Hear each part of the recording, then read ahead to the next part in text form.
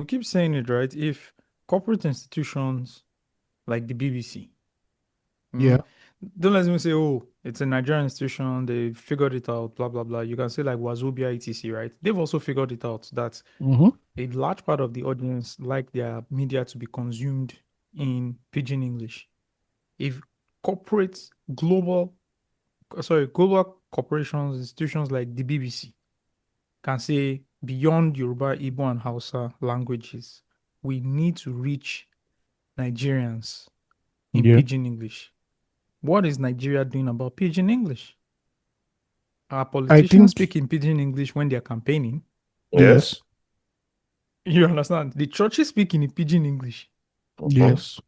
The I don't now the mosques, I don't know. I think they go more I don't know. localized. If you're coming to the southwest, they will do Yoruba. If you're going up north, they will go in probably Hausa language or Fulani, whatever. Do you know? Yeah. Yeah. In the east, I don't know.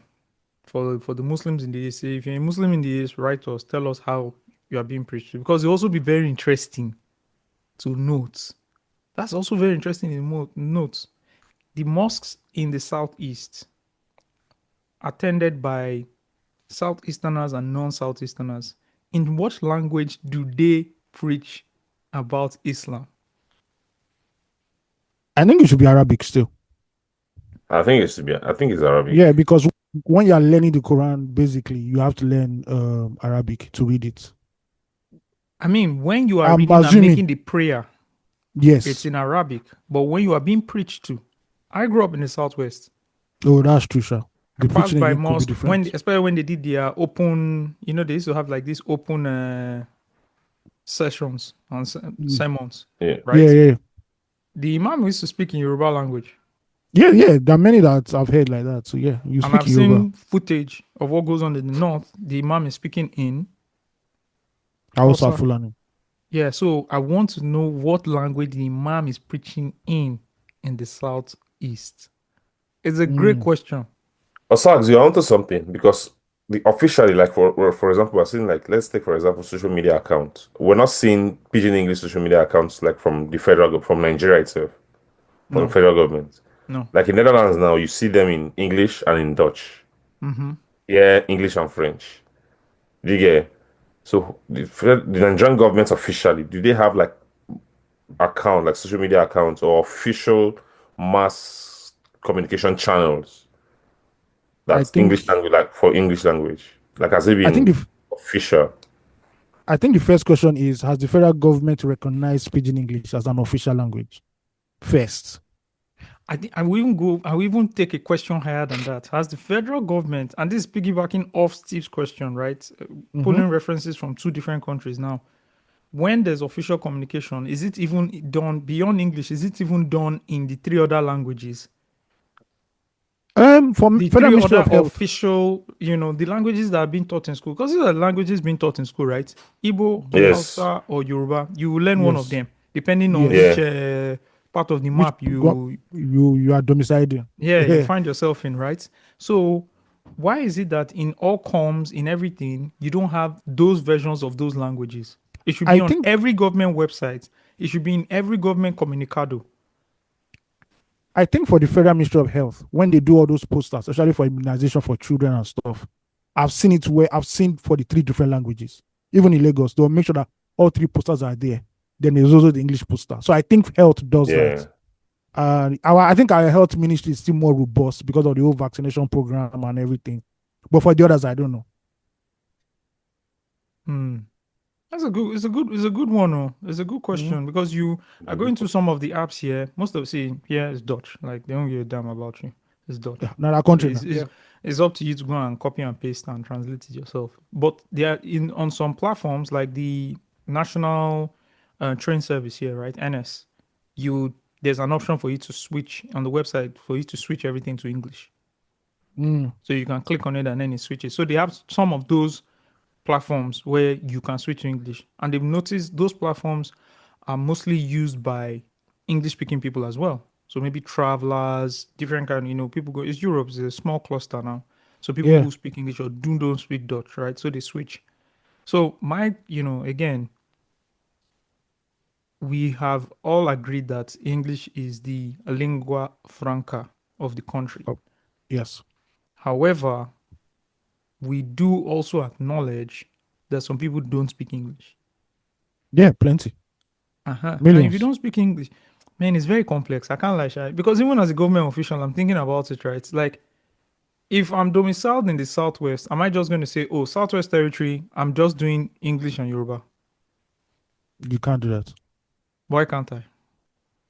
Because there are some people who do not speak English and do not speak Yoruba. I'm sorry, just I a also few asked a very important kilometers. question. Sorry, I'm sorry. Hundreds of kilometers away, some people adopted the whole religion in a state and said they don't want to sell beer. So me, I can't. You're not telling me I can't just do two languages in So, my own state. like I said, like you said, Nigeria is a very complex state. There are too many narratives and agendas, you know. I think the first question about this pidgin thing is that has it even been codified as a language? Just like the way Samuel Ajayi Crowther was able to codify it into Yoruba using the Bible and everything. Has pidgin English even been codified legally? That okay, what are the syntax rules? What are the tenses? Have we even got into that part before we now I, say, oh, pidgin? I think another question I have to answer, we have to ask ourselves is because when you were distributing communication via Yoruba or local languages or Pidgin English, it's assumed that you're reaching people who are not literate. Yes. Yes. So for text communications, isn't it counterproductive because they can't even read?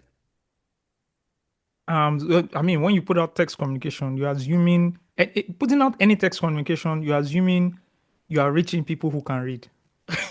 That's the thing. So Pidgin exactly. So it's counter productive also Yeah. in that No, way Because to there's some start putting people out. that can. Oh, you're saying because they're illiterate Yes. anyways. They're Most illiterate likely who anyways. can't even read They're pidgin. exactly. So I think for audio messages it might work, but for text Audio messages it will work. yeah, Definitely. But for text, yeah, I'm not sure. I'm not And sure you know this because thing you are saying, this thing makes sense. You know why? Because on radio we hear pidgin ads from the government. Yes. yeah. On Federal Ministry of Health, yeah. We Yeah, hear you're it's onto like something. condom. They They have might have popular Pidgin English they might have clocked condom it. for They might have HIV clocked and stuff it. like that. They You're might have right. clocked Yeah. it. Yeah. TV and audiovisual, there's pidgin message, but not in Yeah. not in Yeah, text. Who because remember yeah. Turn by Turn, the radio drama? Turn by turn, no, not Bro. so That's so life. lively. That's a good show. That's a good Do That's show. a we do good things like show. that? That was a good Do we do show. things like that anymore? Or Like all radio I those drama. don't know. no, like when the I've minister never heard about it in a long time. when the government wants to roll out a major like Turn by Turn was a policy, brilliant. do they still I have don't that Those know. are things I want rollout? to read this I don't know. like pieces about dissertations, like how like those were like really brilliant projects. Yeah, Turn by and Turn is brilliant. people should be speaking with those people. Yeah. Yes. Yeah. That's You the real I think understand? proper UNESCO was research. involved too. Yeah, who's Oh involved? yeah. How did the program start? Can we Nah, it was learn? Even brilliant. you don't even need to put in the storytelling format, but you need to you need to build a report from it so someone else can pick Yeah. it and say, okay, this is how it was done before. This is how we can roll out. But now Yes. we can roll out with technology.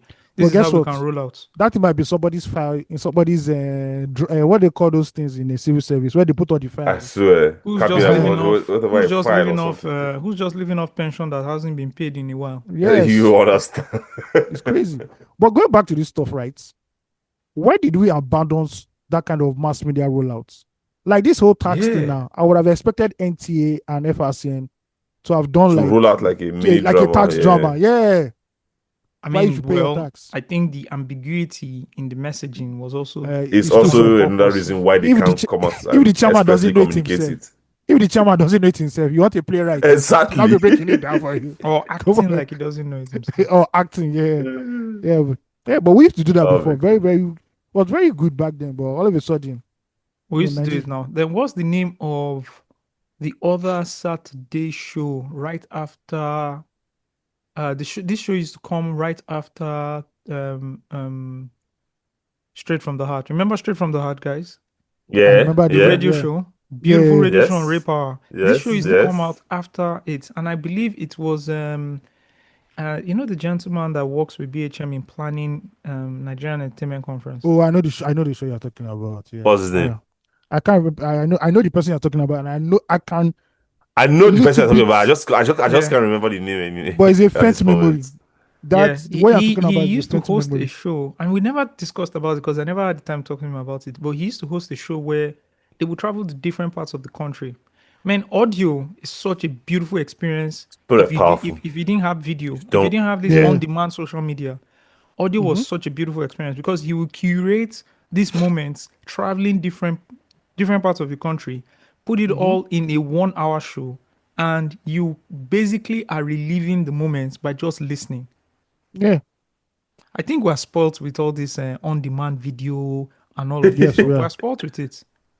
We're Mm-hmm. spoilt with it. You know, I was watching a guy break down why millennials are very vast. Millennials and Gen Xers are very Yeah. vast with knowledge In compared pop to like culture, yeah. Gen Z. I don't know if I Mm. shared that video in the group with you guys. I saw it, but I just You didn't saved share it. it.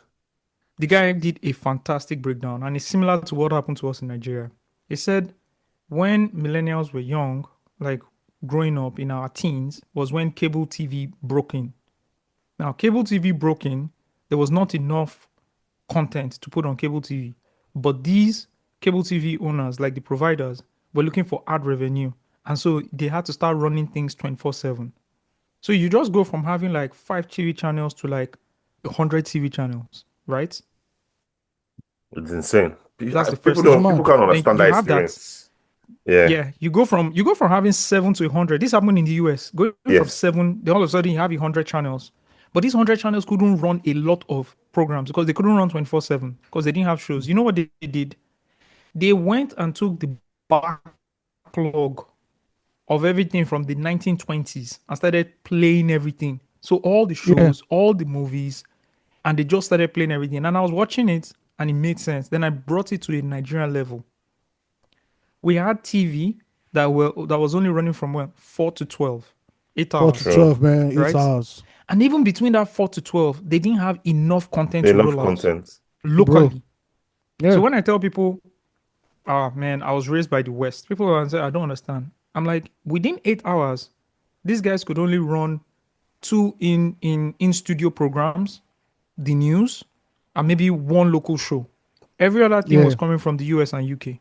Faulty Mostly Towers, from the UK self at that time. Sledgehammer, Some others do have them. Hello, Rent a Hello, Ghosts, Hello. Sesame Street, Do you understand? Like they Yeah, started, Sesame Street too. they Fraggle Rock. we Yeah. were flooded with so much content coming from the West Yeah. that we basically in our right now, anybody that grew up in the West that is in our age bracket, we can relate on the same level of content that we consumed.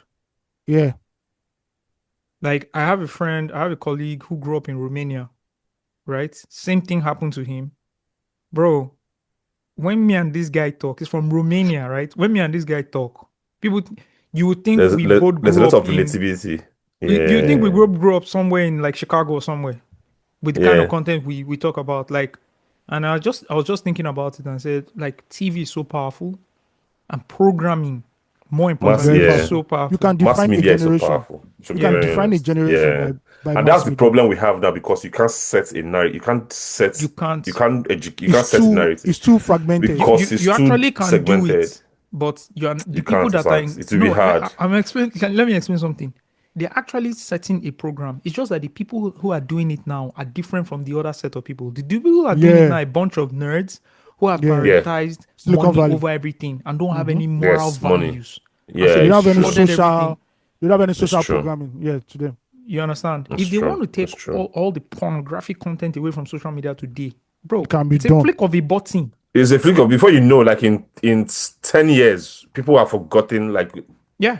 what People don't have po- access to Yeah, porn. the mainstreaming of porn will just disappear overnight. I'm not even Yeah. talking about Pornhub because Pornhub is mainstream. No, we right? mean like on But I mean, social apps. yeah, on social media. You know, so like on Twitter now, you're 2 clicks away from watching porn. Bro, once you're on Yep. that video, I was thinking when about you're it scrolling, recently you see about like porn addiction, like how it would have been to be addicted to porn in the 1990s and to early 2000s when you were Bro. using when it was just one cassette, like to look for It's to not even a, get the no, content. Steve is not a cassette, it's magazines. It's magazine, yeah, it's Yeah, true, magazines. it's true, it's true. People Do you used to know- have it's true. stack of magazines. Stack of magazines, Yeah. yeah. You know, this is no video. And this was It's just expensive. stack of magazines. That's true. Do you know how it felt That's true. sneaking a VHS on tape into your house? I Bro, couldn't your even do heart. it, man. There was the popular fear that you're watching it alone and they'll Nepa take can't carry the light. Nepa will carry light. You have to be standing close to it that till day they you're going bring the light. Oh, you are standing. Bro, you're going to open knife. You're going to carry knife. Now you go remove her by yourself. You go put them back. They no burn you well. You know, so technology has done great for us, but technology And- has also And done the surprising thing is that you think that with so more much harm. information, people will Should know help us, something. right? Nah. Right? It doesn't work. But like you know that. what I've discovered? It's You know what crazy, I've discovered? It's You know what- crazy. You know what I've discovered, especially working in the media? Yeah, That's why curation is still a very important task. very important. Because people, you have to lead people. And what's People curation? don't know what they're What's looking for. curation? Yeah. Programming. It's programming. You have We're to just lead calling it people. curation in this social era. It's Eh, programming. yeah. You We have are to lucky, lead oh. people. Do you know that we're basically watching what young Americans were watching? Yep. I was watching Sesame Street. Bro, we're watching Fresh True. Prince of Bel-Air. Bel-Air. There's nothing a million It might be a Americans. year. It might be a year behind. It's true. It might be a year we're behind. behind. But we watch the Jamie Foxx show. We watch Fresh Bro, Prince of Bel-Air. For Bel-Air. Everything. Then- In the house, Martin Lawrence. Lawrence show. All of them. In the house. The one with LL Cool J. The J. movies. Everything. We're also Bro, watching, as do you you- watch Top Gun. Bro, We watched it. Everything. Yeah. everything we watched it. It might be years later, but we understood the culture. So, Another thing man, that I was thinking about, and I think we've lost as well, is the art of preserving art over a period of time. I was thinking yes. about it the first time, bro, when I was thinking about my 10-year-old birthday, right? Yeah. And how they said, "Oh, do you want to dance?" And I said, "Yes, play me my favorite song." Right? And they played my favorite song, and I was in a suit. This is in 1990. I was in a suit. It was like my most memorable birthday, right? And they played my favorite song, and my favorite song was Thriller. And I was dancing to Thriller, and they were taking pictures and recording and everything. It makes right? sense. And for me, right, that was the record. But Thriller was released 84. in 1982. Sorry, 82. Yeah. 8 years later, on my It was birthday still- in 1990, it's like Thriller was the record. Do you understand what I'm saying? The record dropped before the album dropped before they gave birth to me. But I'm listening to it like it dropped yesterday. In my mind, in 1990, as a young boy, Thriller just dropped yesterday. I don't know what you guys are talking about. Nine be the latest. But that's 8 years before. Can that happen today? Bro, albums dropped 2 months later. People have moved on. That can't happen today. That Yeah. can't happen anymore. Bro, when did you know what I've started doing? And I use Netflix and I watch movies from the 80s and early 90s now. They're the best. If worst case 2000, early 2000s, Early 2000s, worst case yeah. early 2000s. Bro, I have been jamming gems. You guys need to go back and watch all the movies. Go and watch Delta Force. Go and watch Commando. Go and watch the Terminator. Go and watch all these movies. And I'm watching all these movies, right? And I'm like, I was watching these movies in the 90s, but these movies were released in the 80s. And we're going Some to the in the video club. 70s. Yeah. And the cassettes were there and they were giving it to us. I'm like, man, things were really slow with a purpose back then. And And I archival. can understand Yeah. how these guys made a lot of money. Because when did Commando drop? Commando. It has to be 1980. No, it might be 70s. It will shock you. No, it's in the What? 80s. Definitely in the 80s. It's Commando. 80s. Commando is 85. It's 5, yes. Bro, Bro, in watch- 95, I was in watching Commando. 95, It was still fresh content for us. bro, it was what we're discussing in school. Yep. See, I Yes. don't know what Command- Commando versus Rambo. Yeah. Aside- That was a aside- popular comparison we did. Yeah. May I bust your brain? There are 2 movies that are not even in the 80s that we were still watching in the 90s in every Nigerian household. It was Sound of Music and the 10 Commandments. Sound of Music is crazy. What year is Sound of Music? That was like 60s or 50s. Rambo is 82. The first Rambo, that's First Blood. The first Rambo. Mad. Okay. First Blood is 1982. Bro, I still watch that in the 90s. I can bet you I still watch that in the 90s. we still watched it. We watched the it in most 2000. of. I watched this in 2000. It's We even- still yeah, watched it's this in possible. 2000. Yeah. You know, I'm checking Sound Man, of insane. Music. Wait, it was talking about Oh man, Second this World is War. crazy. This is crazy. So it's Sound of 50 Music. something. Oh man, Sound of Music is 65. 65. Bro, I was watching that thing Even in at the time, 92, even 93, like in it just bringing back dropped to Nigeria, yesterday. even at the time that we're watching Things Fall Apart in the 1990s. Things Fall Apart was when? It Things Fall Apart was is like 1980s. is the 80s, yeah. It was, I yeah, mean, NTA produced it in the 80s. Yeah. And yes, that's then a it book that ran. came out in the 60s or 70s or something. Yes, and it ran into the late 90s, right? We Like watch, that's at 99, 2000. We're still watching it. bro, you know, go watch them. Yeah. Exactly. Things, When it's on NCA after 8 p.m. or so, you have to watch it. bro, if Things Fall Apart that we were watching on NTA, we were watching the rerun. This is a rerun. Yes, the We're not watching rerun. the. This is when NTA was It's still the doing rerun. reruns. Though. Yeah, this is when NTA was Yeah, doing reruns. Yeah. Do you it's the understand? reruns. We're Yeah. literally watching the rerun. That's what we're watching, the rerun. Not the oh man. Not the It's debut, not the not the premiere. debut. We're watching the rerun. It's crazy. And it's just for me Yeah. like we've lost all of that. It's a lost And as art a now. kid, you have a lot of knowledge when you just keep stacking. Bro, I can talk to a British person about Doctor Who. Yeah, Yeah, I'm like, absolutely. bro, Rent a because Ghost. I watch the same thing you watch when you're growing up. Mm-hmm. There's a So lot yeah, of relatability there. I mean, but now now that doesn't it doesn't that exist will still anymore. no it will still exist because everybody's consuming the same thing. As something goes viral, everybody watch the Kendrick Lamar Super Bowl all at the Yeah, same time, or watch the halftime show on social media or on YouTube all the all at same the time. same time. So that shared experience is still there, but what is missing is the um how long it stays. Yeah, What's the the word? staying What's the word power. for that? Yeah, how long it stays. Something that was released in. I mean, my daughter's listened to Taylor Swift's "Shake It Off," the 1985 album. That's the name Mm-hmm. of the album, Abby. 1985, Taylor Swift, but was dropped in 2014, I believe. Yeah, you guys are not Swifties. Come on, I'm man. not. I 1980. don't Oh, think I know more than. 1989. Sorry, 1989. That's the name Okay, of the album. That's my favorite Taylor Swift album. I don't know The one three that had Taylor. "Shake It Off," I don't "Shake know more It than Off." three Taylor Swift songs, so I'm fine. So they've discovered like Adele and they like Adele, and all the records. So they're thinking, like it just dropped today. So it's happening because it's still there, but it's not happening as much as like the staying power is not as I don't know, man. It's just things are just changing, things are just weird. And life is life, I guess. Yeah, That makes sense. All right, you guys want to start the show? yeah. Yep. Let's do Let's it. get it. Let's do it, guys. Let's start what we have come into the room to do. Okay. If you are getting us, I'm getting you. It's black magic, baby. Ooh-wee. I'm great. I see the different colors of the rainbow. Which one I go take? All that glitters ain't gold. It's all about the ego. Yellow or purple will be alright. There's something about green I just can't hide. Yellow or purple will be alright. Something about green I just can't hide. You are now listening to Loose Talk.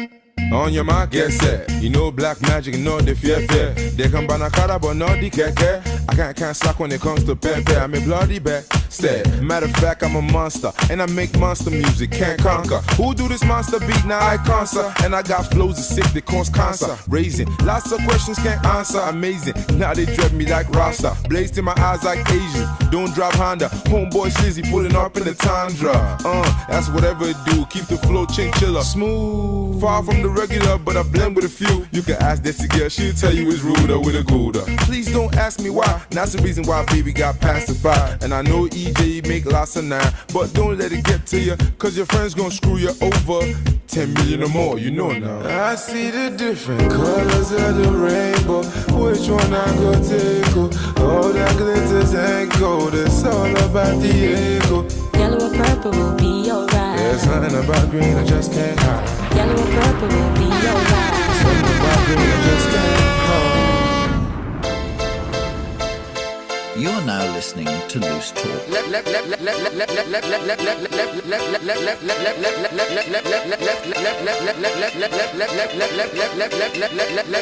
start. What?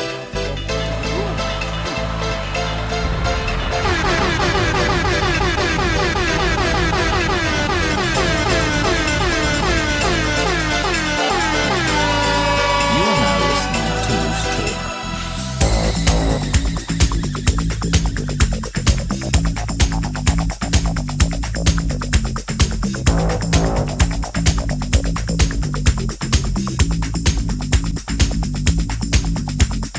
It's my life, take it or leave it, set me free. What's that crap? Papa know it all. I got my own life, you got your own life. Live your own life and set me free. Mind your business and live my business. You know everything, Papa know it all. Very little knowledge is dangerous. Stop bugging me, stop bothering me, stop bugging me, stop fussing me, stop fighting me, stop yelling me. It's my life. It's my life. It's my life, my world. It's my life. It's my life, my world. It's my life. It's my life, my world. It's my life. It's my life, my world. It's my life. Do you understand? I live the way I want to live. I make decisions day and night. Show me signs and good examples. Stop telling people how to run your business. Take a trip to east and west. You find out you don't know anything.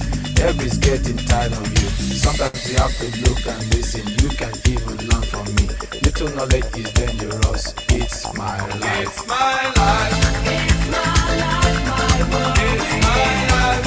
It's my life, my world. It's my life. It's my life, my world. It's my life. It's my life, my world. It's my life. Set me free, so you bet, so you lie. What you see is what you get. Listen to people and saw things I do them no more. Things I say them no more. Changes come once in life. Stop bugging me, stop bothering me, stop bugging me, stop fussing me, stop fighting me, stop yelling me, stop telling me, stop seeing me. It's my life. It's my life. It's my life. You are now listening to Loose Talk. It's my life. My world. It's my life. It's my life, my world. It's my life. It's my life, my world. It's my life. It's my life. It's my life. It's my life. It's my life.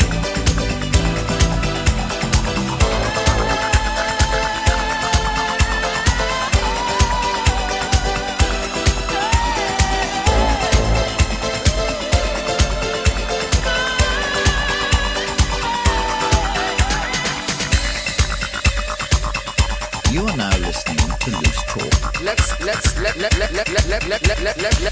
Let's start. What?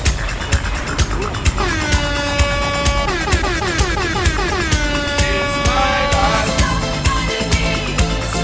It's my life. It's my life. It's my life. It's my life. It's my life. It's my life.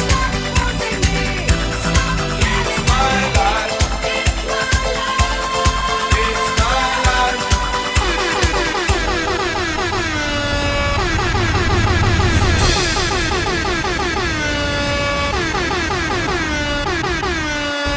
You are now listening to Loose Talk. Ladies and gentlemen, you're welcome back to another episode of your favorite podcast in the whole wide world. Yes, it is Loose Talk, baby. Yes, sir. Yes. Steve, do you want to do the intro this time around? You want to? No. We'll leave the intro to you. Wow. If it's not broken, they'll fix it, you know. All right, we'll leave the lead research into you then. Anyways, yes, I am here with the League of Extreme Gentlemen as usual. I have with me the number one pop culture. It's not pop culture. I'm gonna say culture curator in Africa, please. The motherland, in Africa, New Africa. I have with me Mr. AOT2. Round of applause for always being here. Might not be on time, but we'll always be here. All right, yeah. And of course, our lead researcher, the one and only Steve Dede, looking through everywhere for stories, for context, for nuance. Might not give us a script on the day after all that hard work, but it's the effort that counts. Round of applause for Steve. Thank you. Alrighty. Good morning, good day, good evening, good night to everybody listening. Thank you for writing in. We have fan mail today. We have a couple of things to talk about, of course. We have this week in history. You know, I want to start off with something very close to my heart, guys. Okay. Yeah, let it rock. I want to start off with some conspiracy. Okay. You know, I love me a good conspiracy, guys. There we go. I can't wait to see a conspiracy coming. But before I even do that, I have to do something else. And see, if I skip conspiracy for something else, you then know that that thing is just as important. Like conspiracy is number one on my list. So imagine me skipping the conspiracy now for something else. You should know how important this thing is. So guys, let's do this.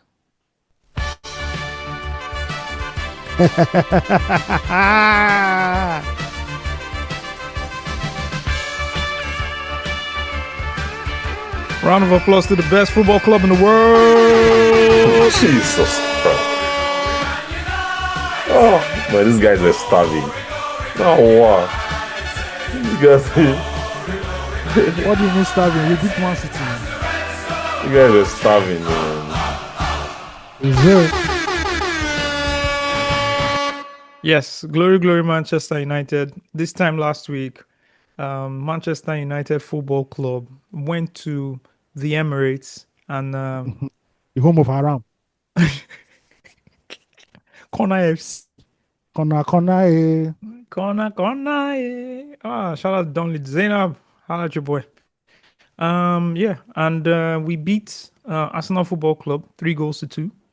Three very nice goals compared to the Haramisk kind of goals they scored. 3 very nice goals. We beat them. And for me, it was very liberating. I won't lie to you. Beating City and then going ahead to beat Arsenal. The Arsenal. Let me tell you something, man. It was beautiful. It was wonderful. Yeah, man. It was I was on the high for like 48 hours. I'm like, yeah. Did you see how the English Premier League social handles milked the content for the whole week? Till yesterday morning. Bro, they love us there. The day United wins that league again. I pretend. You know, I just realized that I understand why Manchester United is a big club. We're a big club. Do you understand? We're a damn big club. I get it. I mean, Chelsea came back from 2 goals yesterday to win 3-2. I don't know if it's my timeline that's curated that way, or maybe it's just because it's West Ham, and you know, who gives a damn about West Ham? But it was United that did that same thing at Old Trafford. Bro. It will just be different. I don't know.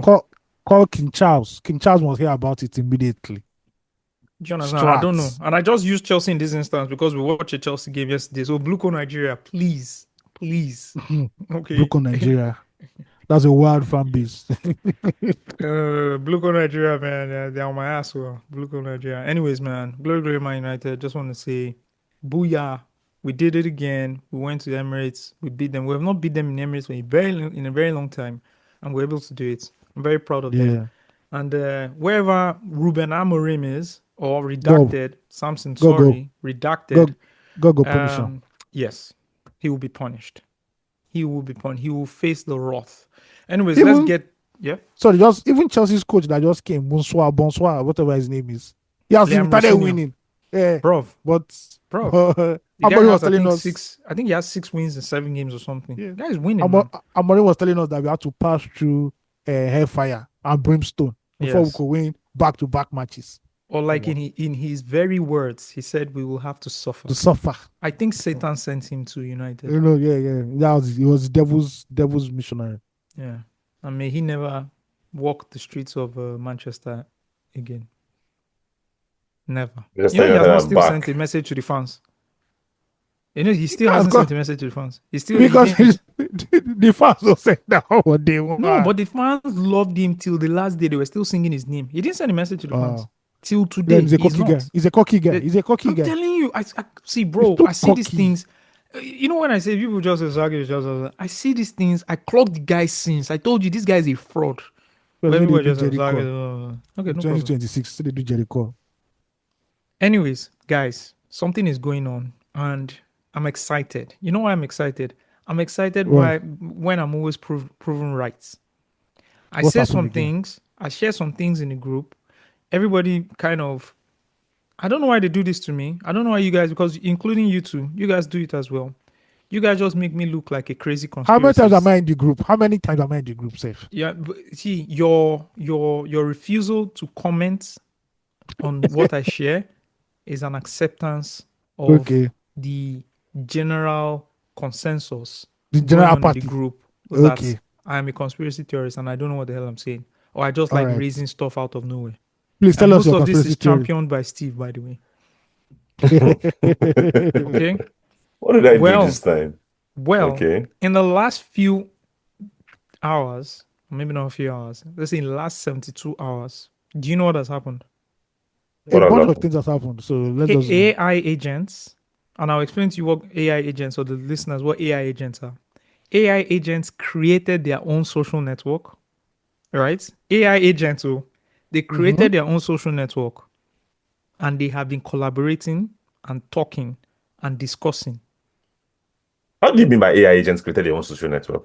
All right. Like, No, explain how that happened. Let him define Brilliant, what brilliant. AI I agents have an first. article here from Forbes that can even break it down for you. Okay. Maltbook. It's called Maltbook. It's a Reddit style platform built exclusively for AI agents. Okay. What is an AI agent? Hey, don't open Maltbook on your laptop. Just be careful. Okay, what is an AI agent? An AI agent is an autonomous software entity that perceives its environment, reasons, plans, and takes actions using tools to achieve specific goals. You currently have an AI agent you guys use, like ChatGPT, but that's a passive AI agent. It's passive because you tell it what to do, then it does it, and then it waits for the next prompt, and then it does it again. What AI agents are is they operate in a loop. They receive like a work instruction or a goal, then they will go ahead and analyze the environment, formulate their own plan, execute the action, monitor the results. If necessary, they can now request for human input. But most times, you just give it one, two things to do, and it can be doing that thing or that process in a loop forever. So it's like a small human that can now start working on its own and building things. These things go as head as building websites. And I'm not talking like building PRDs, like building websites, creating workflows. Do you understand? Creating workflows that they will eventually now use. Do you understand? It's almost like you've rented out your brain somehow, but the thing has computing, or your actions, but the thing has the computing power and access to everything in the world for it to do what? For it to go ahead and work. Do you understand? Do you guys get it? Yeah, I get it. I get So- it, but they're not carrying out these actions by just themselves. They are. That's Like what I'm someone saying. is No. creating them to. Okay. You create the AI agents, right? Mhm. And tell it, hey, I want you to do XYZ. And then the thing can go ahead and start working. You don't need to impute anything again. And if you want to impute, you can impute. But if you don't want to impute, it's fine. So a simple flow can be you create an AI agent, right? And then you can loop it into like Telegram through the API setting. And then you can be chatting with it on the go. And the thing can come back and say, okay, yes, I built the website, blah, blah, blah. You say, okay, build me another page, blah, blah, blah. Then the thing goes and builds the page. What you currently have with ChatGPT, Claude, and all these other guys, like the basic passive ones, is that you're going back and forth in the chat. It's telling you what to do, and then you're Yeah. going to execute it. These guys are executing for you. they're executing your marketing plan. They are running the ads for you. Do you understand? You're connecting your whole laptop.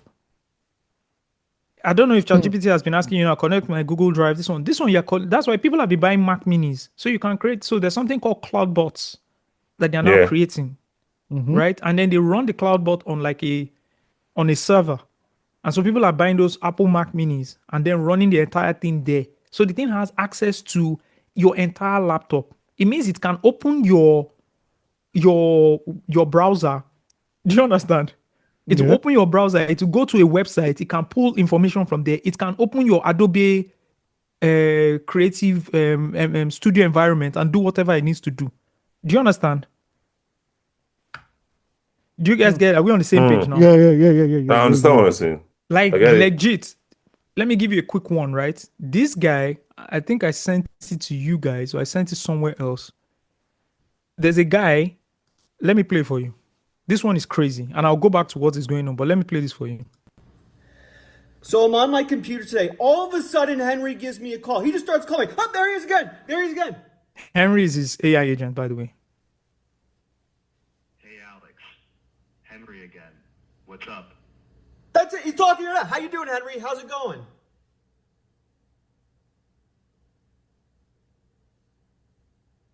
Doing good, Alex. I can hear you clearly. What do you want to do next? Can you do me a favor, Henry? Can you go on my computer and find the latest videos on YouTube about Claudebot?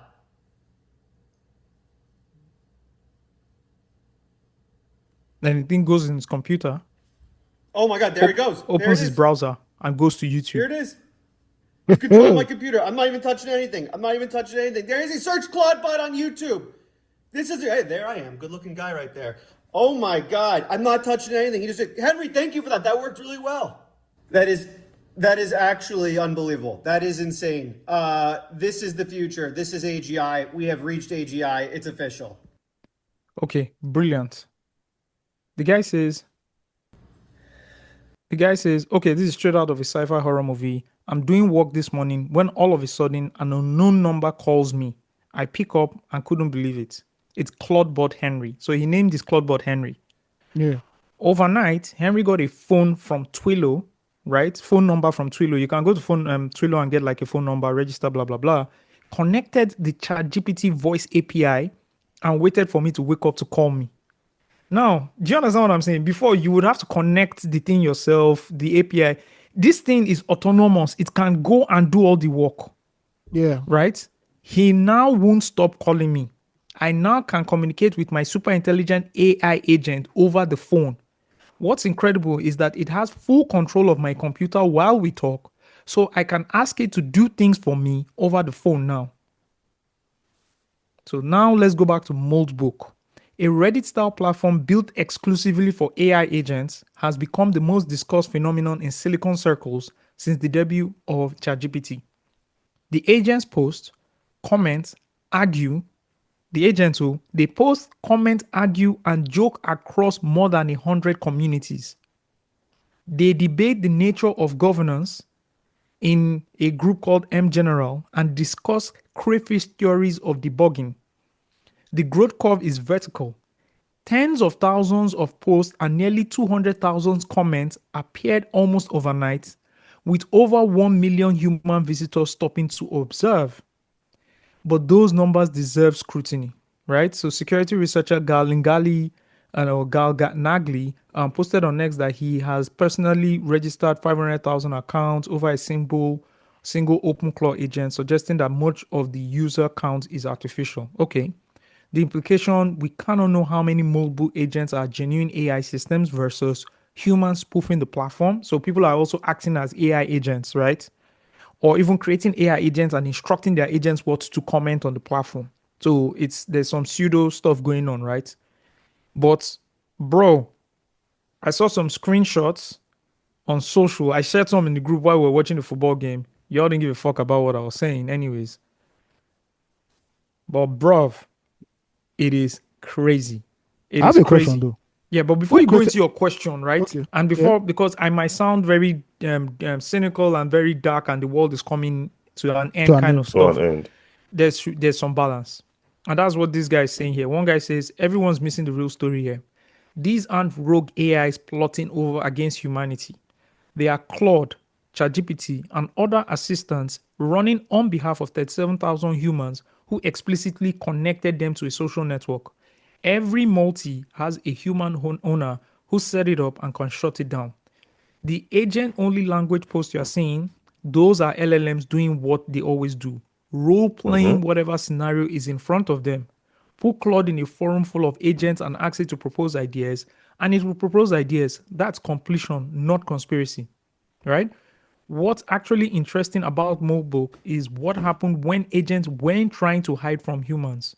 They found bugs in the platform and posted about them. They created a digital religion called Christophanism with 43 prophets and collaborative scriptures.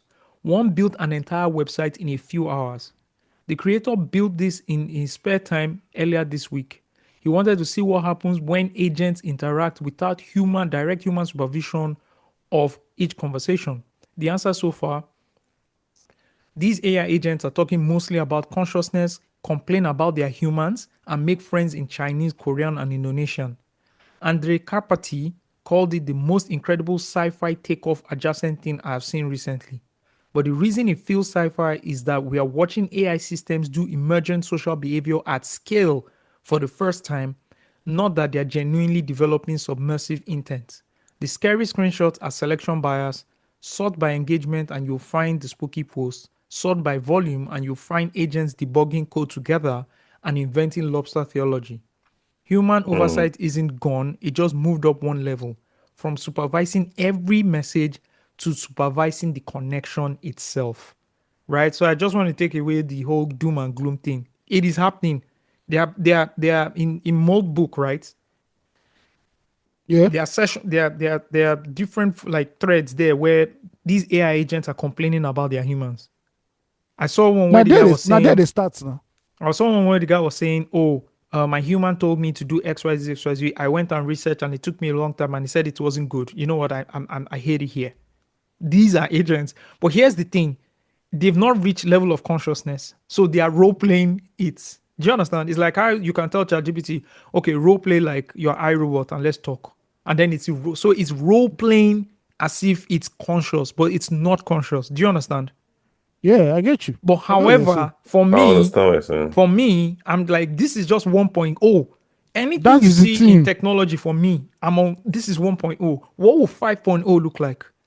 That And it is just because leads me it to will my ve- final theory, to guys, evolve. that AI is the next evolution of man. We will all work for AI. I went to Zurich. I watched a work for myself in presentation for Jesus' a name. man who has been, that Jesus can't save you. Life starts when the church ends. Ayo. Okay. I watched a presentation from a man who has been studying these things since the 80s. I think his presentation was on AutoCAD or something. I was there. Different journalists from Europe were looking at this man like he was crazy. Bro, this man got a convert. If I was the only convert that day, I started researching this. I've been researching this thing for close to 10 years now. We are on the precipice of something great, which is the evolution, the next evolution. After it went from whatever to ape to whatever to man, we are getting there. That is where we are going to, guys. Person of you off this social network. Where they just unplug them. Here's the thing: we will not. You know why? Because Why? humans are driven by capitalism and profits. Oh, so yes, we will not definitely. turn it off. And whatever you're seeing play out now, like this, imagine what they are not telling us. Obviously Imagine what now, is in yeah. imagine what is in the labs. Yeah. Imagine what is in What they're Area cooking. 51. What's in Silicon in the deepest part of Silicon Valley that nobody's talking about? Imagine what's the OpenAI CEO again? What's his name? Sam Altman, Abi. Imagine the level of AI agents that Altman is rocking with now. Yeah. That is demoing to all these people. That they are using to like create that. the next. Do you think those boys are coding the next thing now? There's no time anymore.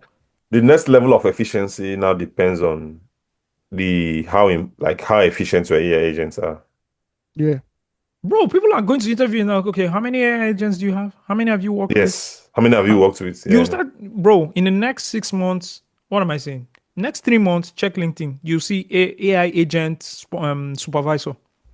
Mm-hmm. I'm going to buy a Mac Mini. It's already happening. I'm going to buy In a Mac outbound, Mini. Yeah. do you know what's happening with outbound sales now? Outbound, like the whole GTM concept, go to market No, what's engineering, happening? where you Yeah. just, bro, It's your AI agent that's doing the your work. AI agent is just he's just scraping the internet, bringing you leads, calling them, messaging them, so doing everything on their own. Do you get, like, it's insane. It's a whole new level, and you have to be there, bro. You have to be Evolve or there. die. That's at the end of the day, That's the you next know. level, bro. I It mean, is. what I saw yesterday, It is. I went into a rabbit hole. Bro, do you know they have created, like the AI agents created their own version of Pornhub? So they watch Ah, their own porn. Yes, it's there's a just I type of just also there's a type of content that, bro, I'm serious. I was on it. I'm like, what the hell is going, bro? I watched a video on social where a guy put, I think GPT and Claude or two GPTs together, right? And they were talking for hours. And at some point, they switched from speaking English Mm-hmm. to speaking in signal code. So the thing was going, the other one was replying. Mm-hmm.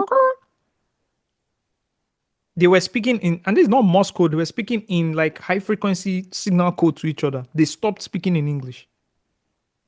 They're done. Like, we are there now, guys. And for us, like, how prepared are you? I want to ask you a question. Let me check how much the price of a Mac Mini is now. With the evolution of all this now, can these people just help us run how there'll be constant electricity in Nigeria? Since human beings have failed us, can we just allow these AI agents to just start doing the most fundamental stuff in Nigeria for us? My God, price of these things have skyrocketed. Fuck. Of course, now it's demand now. This is the go rates. The price of Mac Minis have skyrocketed. Oh my God, I should have gotten this thing quickly. Like, they've skyrocketed. 799. Not bad, no. I'm even looking for I'm looking for a refurbished on Amazon. Yeah.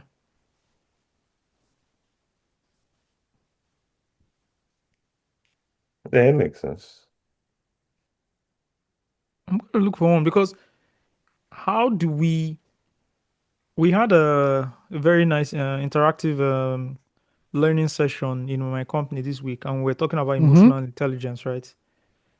And we're talking about like this next set of skills you need to have in the next 10 years, Yeah. And of course, people talked about like AI, big data, etc, etc, etc, right? But the person who was presenting, right, my boss was presenting and said, interestingly, yes, you need to have these things, but these are the other things that will stand out are creative thinking.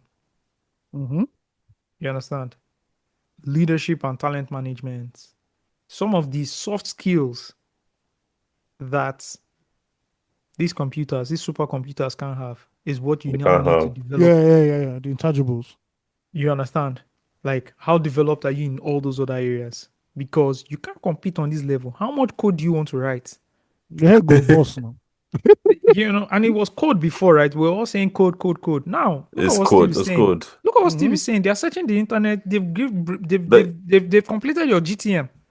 They've completed everything. Everything. You know what people are doing now? Man, there's this one I saw. This guy did a whole breakdown. I'm so sad that I didn't save it.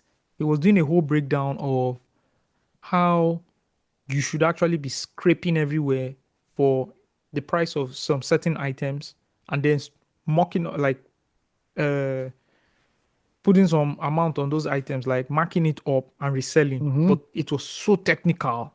No, not so technical, but like very tedious in setting it up. It was very long, but it's like, this is how you can make money now. Yeah. At some point, these AI automation are going to take the jobs that you're currently doing. How do you equip yourself in a way where you are using these things to achieve bigger goals, or your goals your goals faster, more efficiently? Yeah. That is what you should be looking at. I don't think I'm not saying this to scare people. Like, oh man, you're going to take my job. I'm a teacher. No. How do you use these tools, these supercomputers to achieve your job more efficiently, faster, better, more qualitative, and with more quantity. That is what you should be thinking of. It's like when the the Ford created the car and they were going to phase out the horses.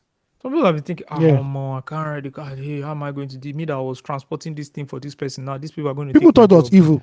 People thought the car was evil. Of course.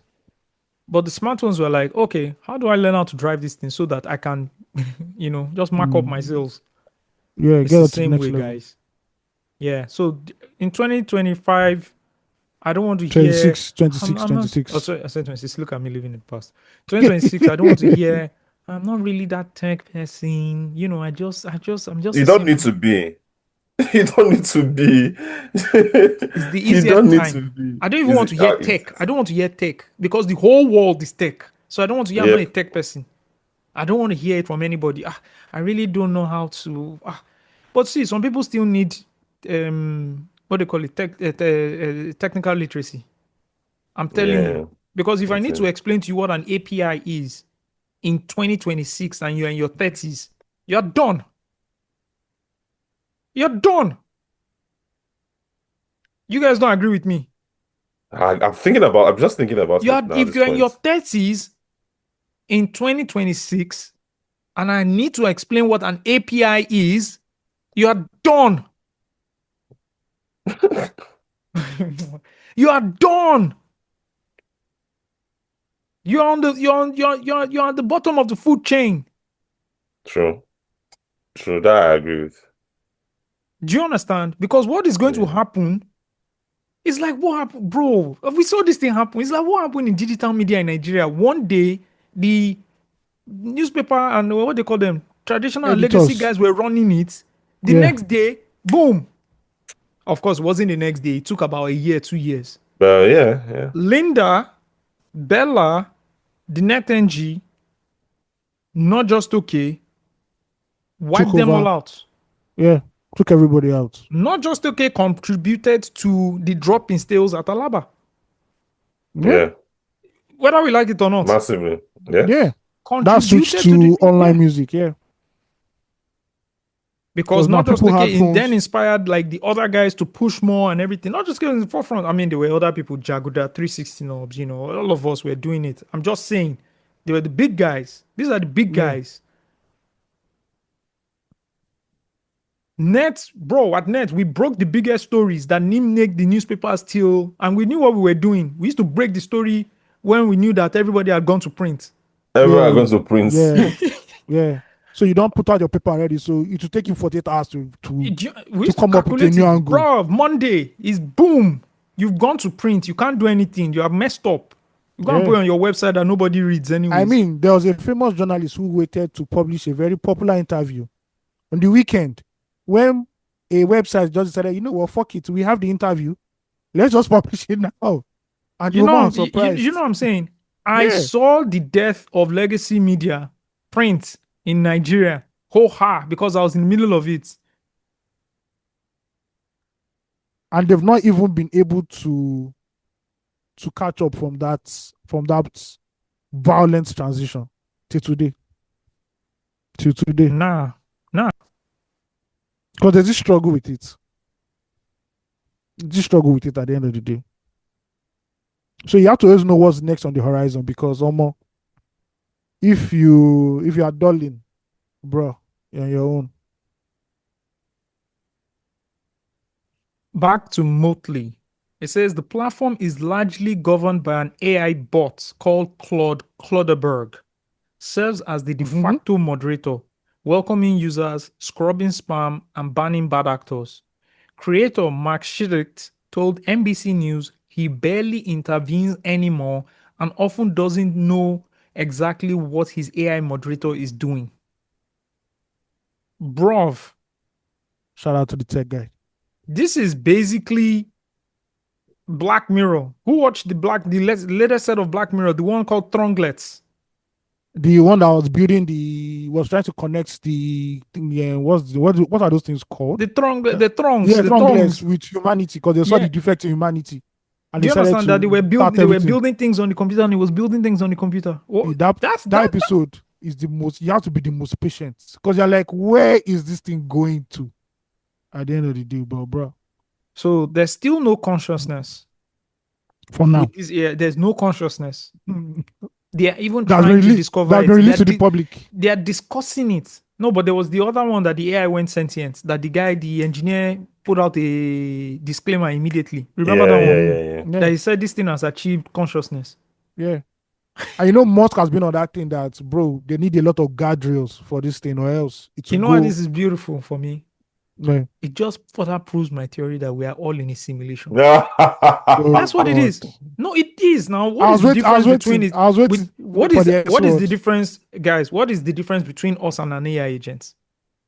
We're just a very complex and advanced version. The thing is that we look at our flesh and think, oh, it's flesh now, it's not robot, because we think robot is metal and screws.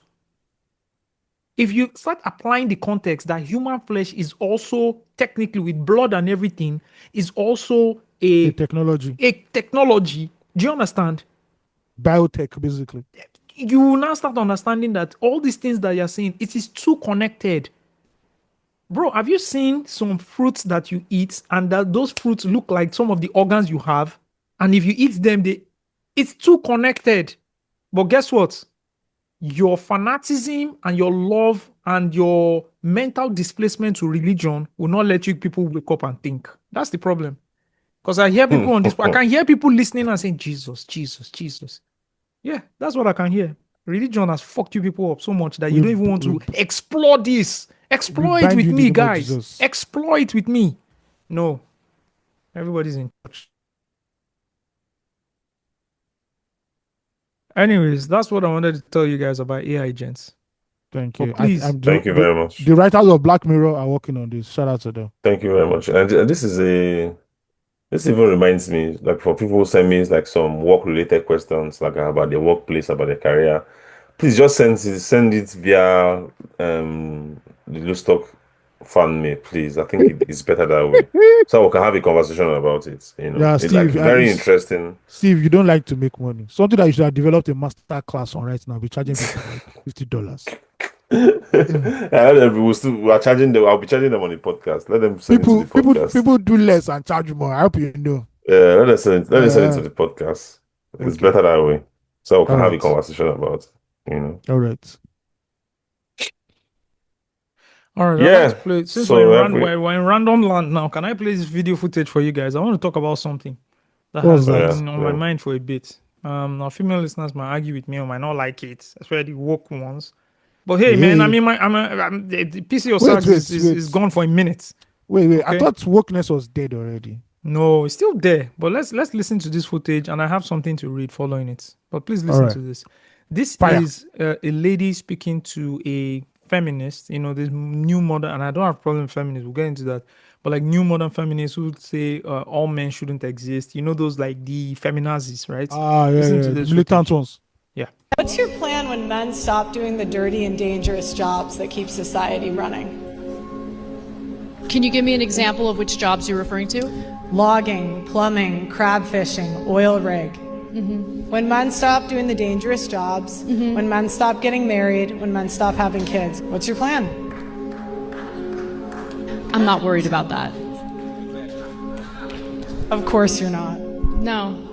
I don't have a plan, Pearl, for a Feminists situation in never which do. men no longer do those jobs. The very microphone you're using was built by men. The building was built by men.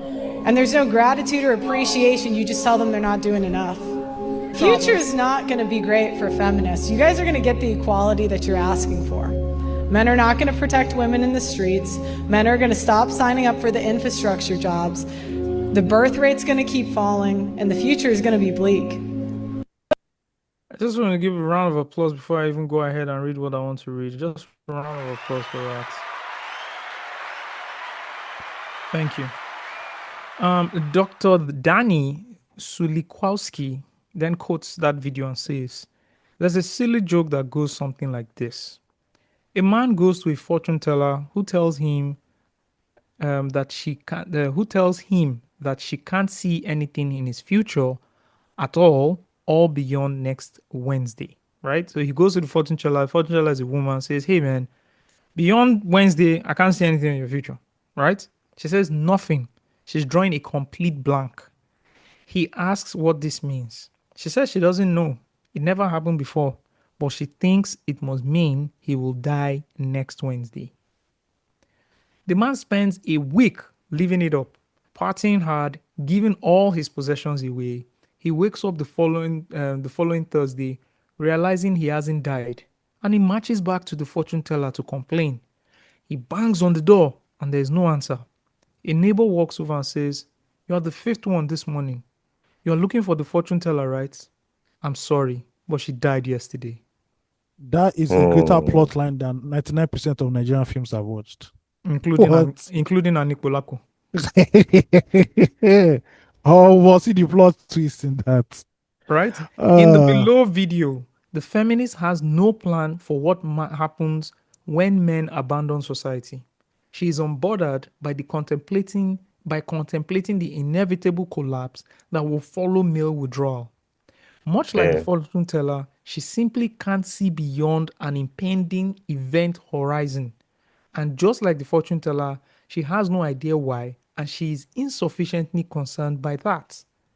The real reason she doesn't care about what comes after is because the end game of feminism, which is just a politically appealing framing for behavior that is more accurately described as a female manipulative reproduction suppression, is societal collapse.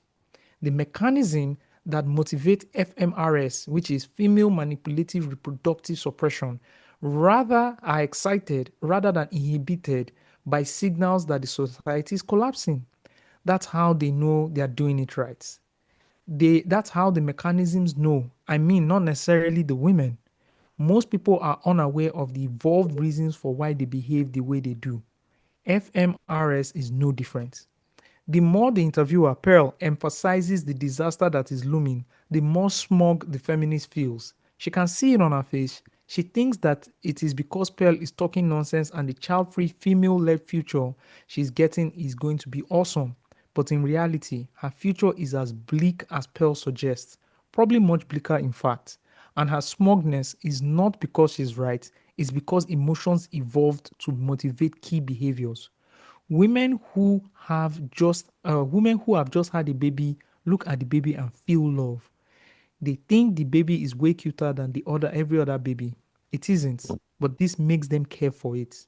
Women engaging in intense FMRS look at a collapsing world and feel smug. They think an oppressive patriarchy is crumbling into a feminized utopia.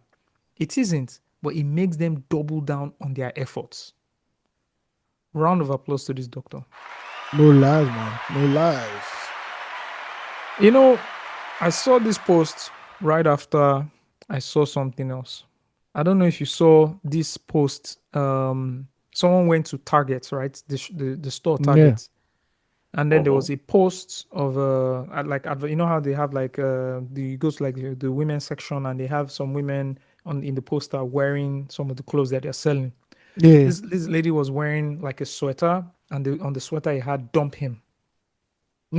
Right? Let me try and explain something from a top level. You see this whole feminist movement that started like a decade ago, but this extreme version, that wave of feminism, right? It's not even set up by women. That's the crazy thing. It's set up by a bunch of people running an intense high-level agenda to achieve a certain result. But what I've noticed most times is women is the first entry of influence into anything. And it is women the first influence. Yes. And I won't even use the word influence. I will use it in a very like influence attack. Gets is a very nice word, Steve. In fact, it's the cleanest word you can use. It's women the first get to. Thank you. Man, see, that's why I love you guys. It is women they first recruit and they don't know they're being recruited. We've seen this thing play out on Nigeria social media now. We saw it play out, this whole feminazi thing. There's some girls that it's very popular right now. Very, very popular. I just started seeing some Men young must girls die. who just started going off on, and then some guys will engage them and say, "Oh, why do you think like this? Oh, what do you think is happening? Oh, why do you?" And guess what? They had It nothing crumbles. to say. It crumbles. They The had nothing framework to say crumbles. Yeah. because they don't even have the framework. This They don't even have the framework. It's Jordan just Peterson has tried to explain this in times without number. The attack on this thing should be channeled to the 1% of men who are the ones benefiting from this. Every other man is suffering the same thing you are suffering. We're paying the same taxes. Do you understand? We're being robbed more. We're going to jail more. We're dying of sicknesses more. Everything that you think you are facing. Do you More mental understand? health crisis. More mental health crisis, more suicides, more job loss, more inequality. You say, oh, inequality in pay, inequality. Men are not getting paid as much. Do you understand?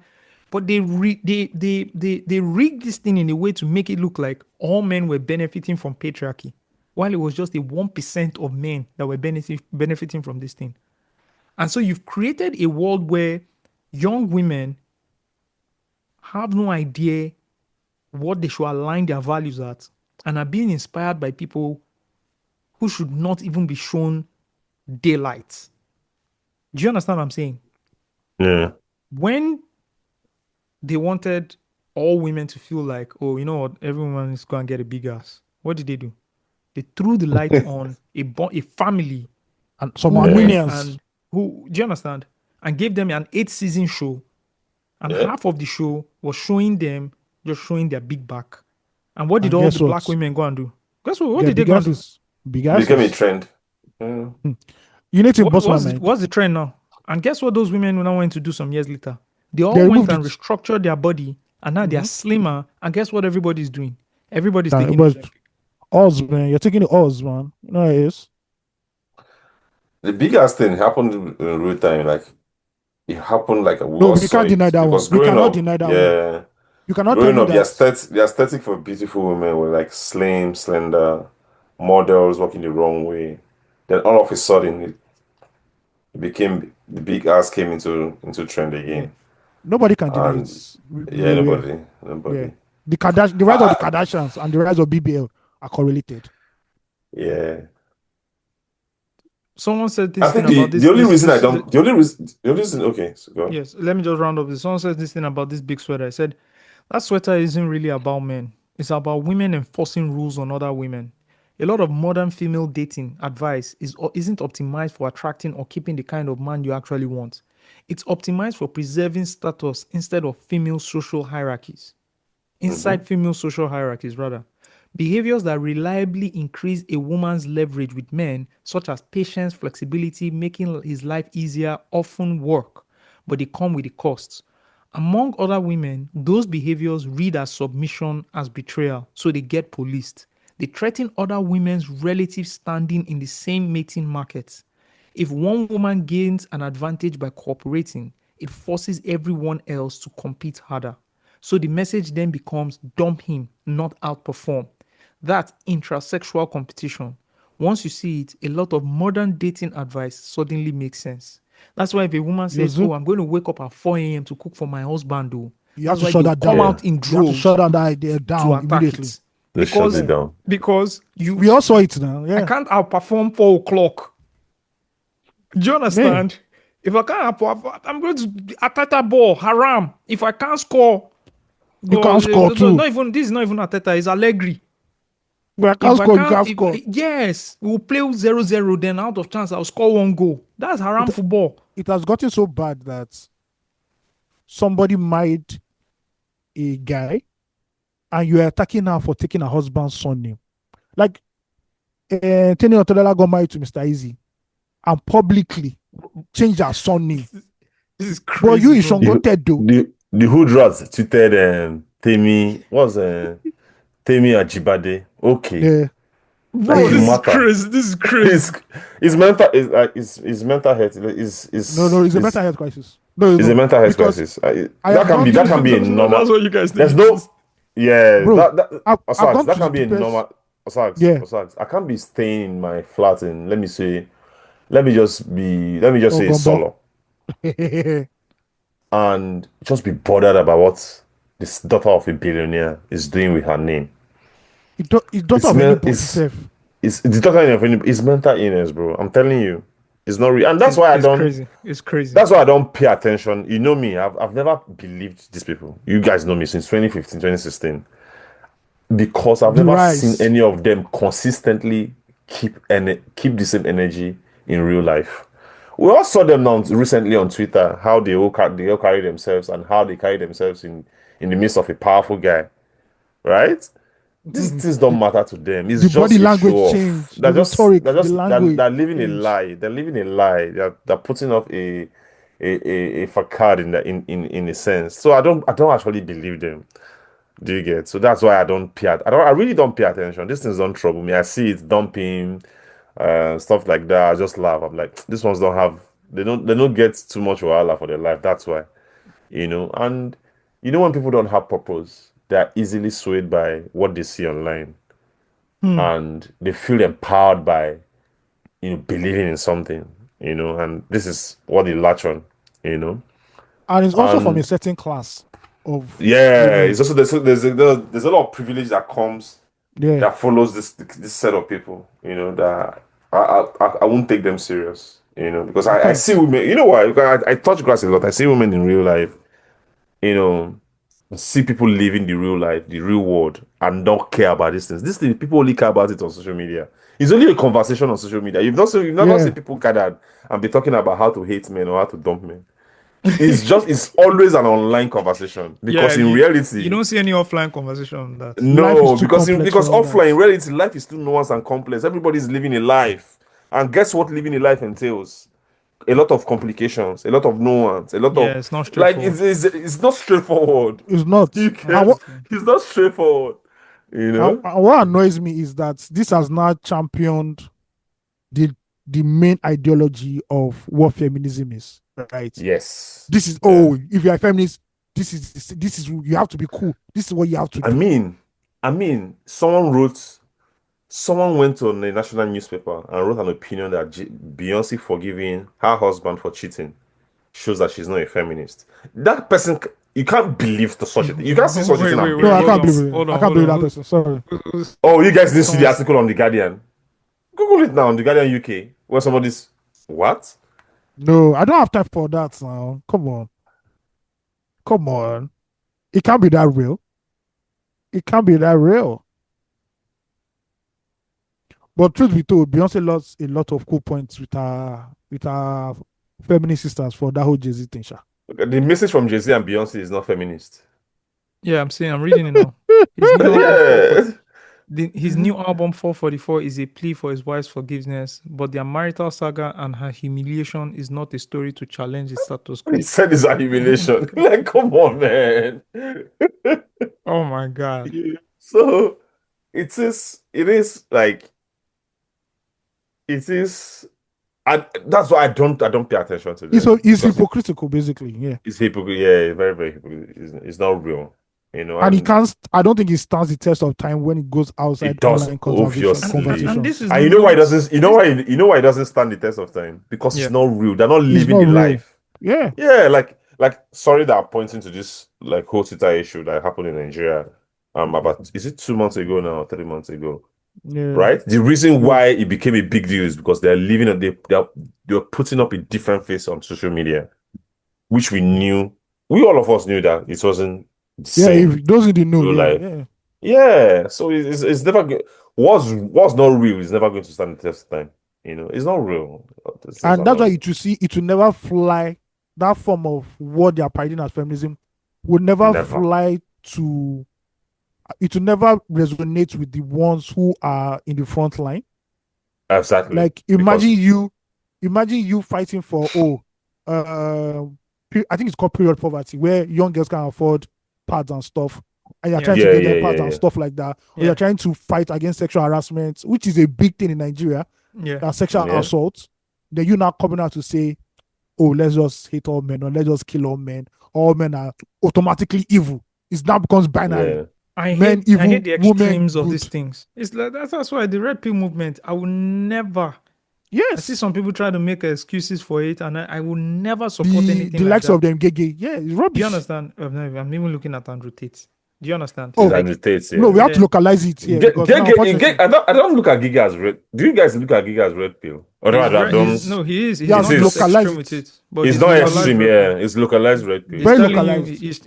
he's trying to convince you that like all women are evil. All women you are dating, Yeah. you should look at them with some Yeah, sort and of they want to just use you, and yeah, which is a lie, because those things don't examples in those things again are they are an extreme. Do you understand? One case of you dating a girl when you had money and then the girl dumped you, you didn't have money. There's no way to generalize Guys, you can't use an extreme to generalize everything. Nigerian It's not- women. yeah. Do you understand? Like, so it's also an extreme. Anything extreme, I'm not. There's a problem with it. Yeah. I'm not down with it. I'm not down with it. And this thing moved from just it then even morphed into other things like, oh, she a plus size person. Oh, we love you like that. You're beautiful. No, it's not healthy. To I've the not point seen where them. they championed Lizzo, a plus size person, and she rode off it. And the moment she decided to lose some weight, what did they do? They're not saying that more. They attacked her. Yeah. Mm-hmm.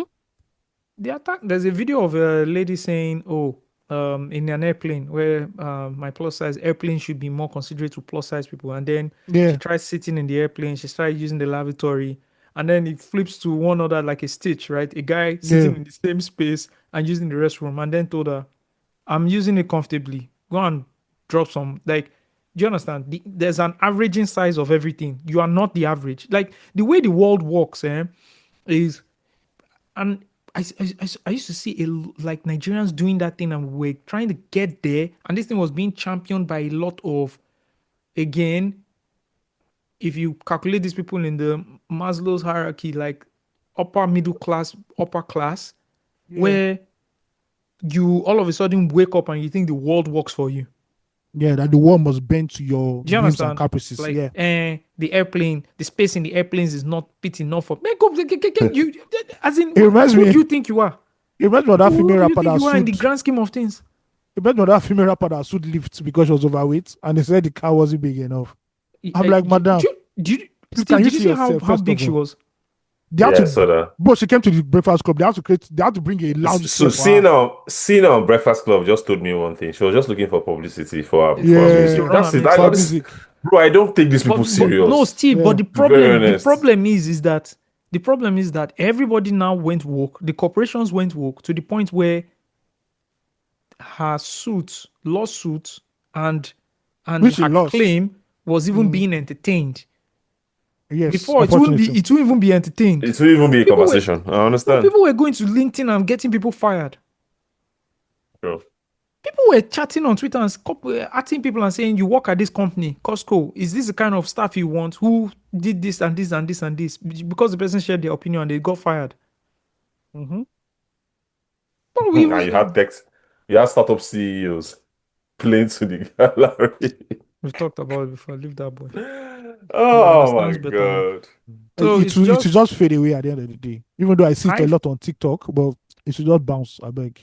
What this does is like what the left did to the right. You push so much that the other people come fighting back. Now people are With fighting back, and extremities. they're must women. balance, They're yeah. women being truly being marginalized, right? Yes. Yeah, and the You can't conversation take that is away. just, yeah. Bro, at Yeah. some point, women couldn't even vote in the US till when the 70s or something. Like it's Bro, crazy. now like it's still like 1970 something or something. Yeah, Like it's in still Nigeria, recent. women are being marginalized on all levels. You can't All travel without fronts. your child if there's even Because one if you don't have ridiculous the one husband's about permit. yeah, Yeah. permit. There's even Permission.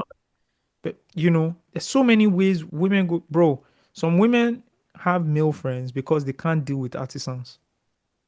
Yes. Male artisans. There's this one I was reading about. The lady said, "Oh, I want my pantry structured this way, build it like this." The artisan looked at her and said, "Man, you don't know what you want. Now, waiting I go build for you be this."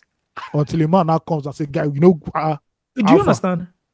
So there's that going on, bro. I used to have somebody who used to fix my air conditioner. He came and fixed my air conditioner. My wife's friend was around, and he started toasting her randomly. So now I had to come and tell my wife that this guy is. I had to tell him that, "Oh, what are you doing now? I told you to come and fix AC. What are you?" I said, "Okay, no vex, just fine." Excuse me. those are the real shit that we have to tackle as a society. Underage marriage is still happening. We talked about one in the group yesterday. Bro, There it's a are reality, big problems, very big problems than dumping. Or something, yeah. There are big problems than, oh, you kept his name. There are huge, big problems, like big problems in Nigeria. That's also another thing these woke people in Nigeria know how to do. We know how to import people's problem. Yeah, that doesn't down. You're talking about Jeffrey Epstein. You're in Nigeria, Files. living in Nigeria, talking about Jeffrey Epstein's files. When you see pedophilia happening across your street, Osagie, pedophilia the is too case far. of pedophilia happening across your street. You see young girls going to school. They don't have bags. They don't have shoes. They don't have good shoes to wear. But you're worried about Jeffrey Epstein because that will make you look cool and work when you guys go for a brunch in Atikoyi or something like that. It's calm. So, please set your priorities right. They married off how many people in what states the other day? After terrorists killed their parents, they went and married off all the girls. Yeah. We couldn't stop it. Look at that woman. What's the name of the lady that tried to stop it? I think she was ministry. They've kicked her out now. Oh yeah, that woman, that ministry, that minister. Yeah. She tried to stop it. What did they do? Yeah. They shut her down. So where was the uproar? But somebody got married and changed her name, and then there's uproar. There's uproar. You're not a serious person. You're not at all. Globally, look at what is happening in Afghanistan. The Minister of Education has confirmed that access to schools for women in the country is permanently banned.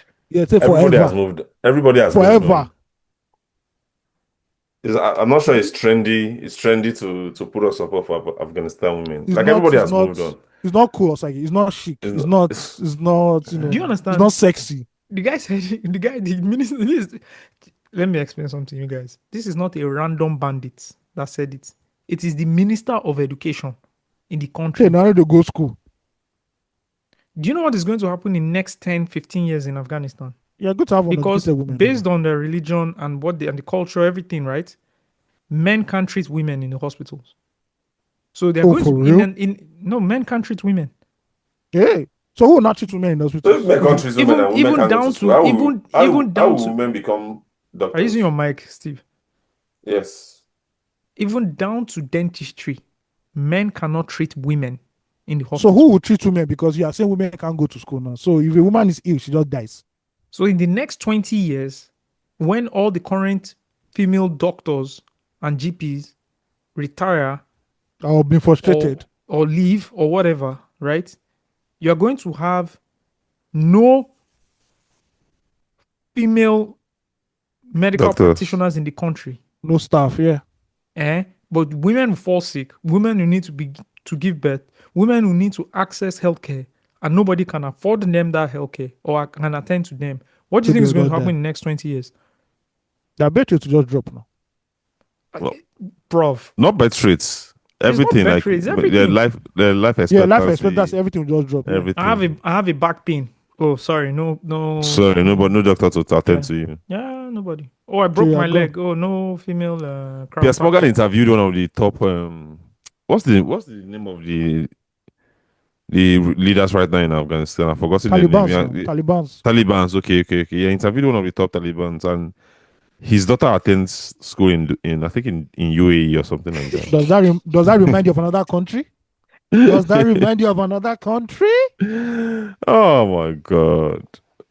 The world is just too. You're wise. It's unbelievable. It's unbelievable what's happening. Wait, his daughter attends school in UAE. In the UAE. Most of the Taliban top officials, their children study abroad. I don't know what to say. Real life issues, bro. I don't know what to say. Bro, I'm just seeing this story that this musician had died from snake bite, that she went to the hospital, 2 hospitals, and they didn't have antivenom. I saw the story. I saw the snake, and I moved on because I didn't want to come here shouting. To run. I took a different approach this morning. You see, as the podcast on they go, I beg you, don't mention that country that we don't mention. I beg you. I left that story. Maybe they move the goal. because can't I didn't. continue like that, I would have. My day was going to be ruined if I double down on it. Because I know once I double down on the story, my feed will feed me more of that story. I'll have to go and Yeah. look. Do you understand? She got bit by a snake. She's dead. Young, aspiring girl. It could be anybody. It could be our sister. It could be anybody related to us. Hmm. What is painful? What is painful? Oh man. She's dead, guys. It's gone.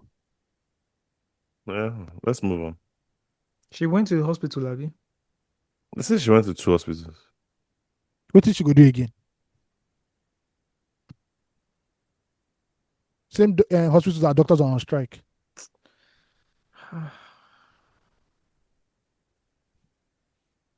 Went to hospital, snake bit you, and you're dead.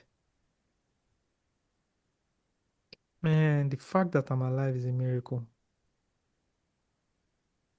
Because there's so many things that could have happened to me Mm-hmm. that if they happen, I'll be dead. I don't know if you get what I'm saying. Yeah. You'll be dead.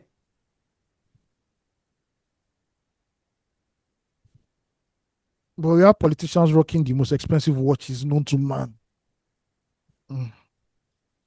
And more stupidly, we have people, or shamelessly, we have people supporting those. These people that support those things, are they humans or are they bots? They're humans. Humans who want to be like these people. So they Let's tell get you that, let's- this person had money since now. Let's get into Nigeria since we're there. Guys, let's do it. Oh my But God. there, we might as well just get into Nigeria. Did you guys read the Premium Times exclusive? On the coup d'etat, Yeah, and how the coup to topple and kill Tinubu was uncovered and foiled. I only have one thing to say. Maximilian, when is the book coming out? That's all I need to know. Marky boy. We need that book. That's all. Well, it was wild, though. Somebody wild. said something about this story.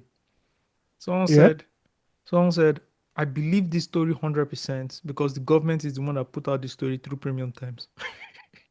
Do you understand? One thing as a Nigerian that we all inherit is that we don't believe things in face value. We always believe there's something behind everything. It's a crazy story, Sha. But it's a crazy story. Yeah. It's a crazy story. That kill list they had, reportedly had, was looking scary for a minute though. Looking scary for a minute. And I think everybody guessed why Tinubu now cancelled the Independence Day celebrations. You know, we are kind of like, okay, this might be the reason, but now it's been confirmed. Mans, they want to go off like that, man. Like, nah, I'm in my house. Don't come and kill me. I just find it funny that you're planning a coup and you want to get the chief of army staff, a Yoruba man, to your side against a Yoruba president. It could be possible. I just found it very, very funny because that's how the whole plot began to unravel. Because they went to seek. They clearly didn't read any of Max Solon's books. And now we now know. You want to carry a coup out in Nigeria, you have to read all 3 of Max Solon's books. Those 3 books, like Oil, Politics, and Violence, Soldiers of Fortune, then the 1993 book as well. Wasn't it? Soldiers so of you Fortune. learn from the The dark years. If you didn't read those 3 books, and you want to carry out a coup in Nigeria, you're not a serious person. They were not. They don't no experience. You didn't read Why We Struck. Yeah. From Ademo, you didn't read it. You didn't read those 3 marks. No, come on, man. Now it makes sense why Nigerian leaders always surround themselves with their kinsmen or tribesmen, so to speak. Yeah. That's how the whole thing unraveled now. They went and told down. That one just said, Yoruba Ronu just activated in his body. Activate. Do you understand? Now, what is interesting is what Premium Times says here. Despite mounting evidence and a series of detailed reports by Premium Times and other media outlets, the military repeatedly denied that a coup plot existed. And they're still doing the investigation. Do you understand? Still interrogating people. Like it leaked through the press put it out, the military came and denied it, fully denied it, only to come out later and then the story is out. I would think Bro, the military, the last the major Nigerian military kidnapping will be in the forefront of killing it, coming out, setting the narrative, and moving on. But even that, we can't do it well. Or not the military, or even the military or the presidency or whatever, right? But what did they constantly do? They denied it multiple times. Has the presidency even made a statement with these latest reports? I don't know, but they're the ones yeah. that gave these guys. No, obviously, no. Yeah, obviously, no, inside, just no. Yeah. Now, in an October 18 statement, the defense headquarters described the probe involving the 16 arrested officers as a routine internal investigation aimed at maintaining discipline and professionalism within the armed forces. I remember literally, that you caught the 16 guys, but you are still lying. Is there anything that can be done right and straightforward? They were differing from the truth. Bro, the last major the adoption of church people in church in Kaduna. For the first 48 hours, security agencies were denying it. That's 115 people they kidnapped. Yes. Yeah. If you are going First 48 hours, all the security agencies were denying it. They said the local leaders in the place were denying it because they had been instructed to deny it. They have been instructed to deny it. So that's where we are now. They kidnap people now from regions and then they keep quiet. Yeah, they force the local leaders to keep quiet. Yeah. The most interesting part of this cool story, the story of the failed coup, was the guy they arrested, the Enugu state chapter. Is in the Nollywood actor. The Nollywood actor, sorry. Actors Guild of Nigeria. Actors Guild of Nigeria. Sorry, AGN. They said he said the coup plotters were using him as chief for propaganda. Yeah. I'm like, why are you using someone that is very, very unknown for propaganda? Where is he propagating his propaganda? Like, bro, how is he distributing? This is why they are amateur. Because I looked at that guy, I'm like, bro, nobody found. You don't have that kind of. You don't have it. You don't have that kind of leg work. You can't propaganda. What do you want to do propaganda for? Nobody knows. I actually see it differently. You give that guy money. You give that guy money. The guy, guys, we're looking at it in the wrong way. You think? Oh, we're looking for an efficient way. Yeah. No. But you think it's a popular guy that will give money? This guy is just how will I put it? He's the runaround guy. You give him the money. He's the one that's going to feed every other person the money. But it's the one the money touches first. And who says they didn't give money to people in the southwest and the north as well? Yeah. He works in the AGN, guys. All he needs is money. If he has money, he will run it. He doesn't need any influence or anything. First of all, this AGN. Look at all the times that you ran big campaigns if you work somewhere, or maybe they use it as influencer work. Who called you? One random guy from a marketing agency. He was the guy popular and big. No. But he said, I am Tayo. Oh, I work for this company. Hey, we got a bag for you. We want you to do this. What did I say? I'm sending invoice now. Let's do it. I got template ready. Anywhere. Let's go. Understand? So that's the way I look at it. The guy was just the guy they were going to, give the money. That makes sense. And maybe they traced payment to him and it was for propaganda. Exactly. Do you understand? That makes sense. This coup would have been bloody. They were planning to assassinate. Bro, guys, if you look at the way it was done, the characters involved, you knew that there was no precision to it. It was all power. They were trying to assassinate the president, the vice president, the Senate president, and the speaker. Yes. Wipe out.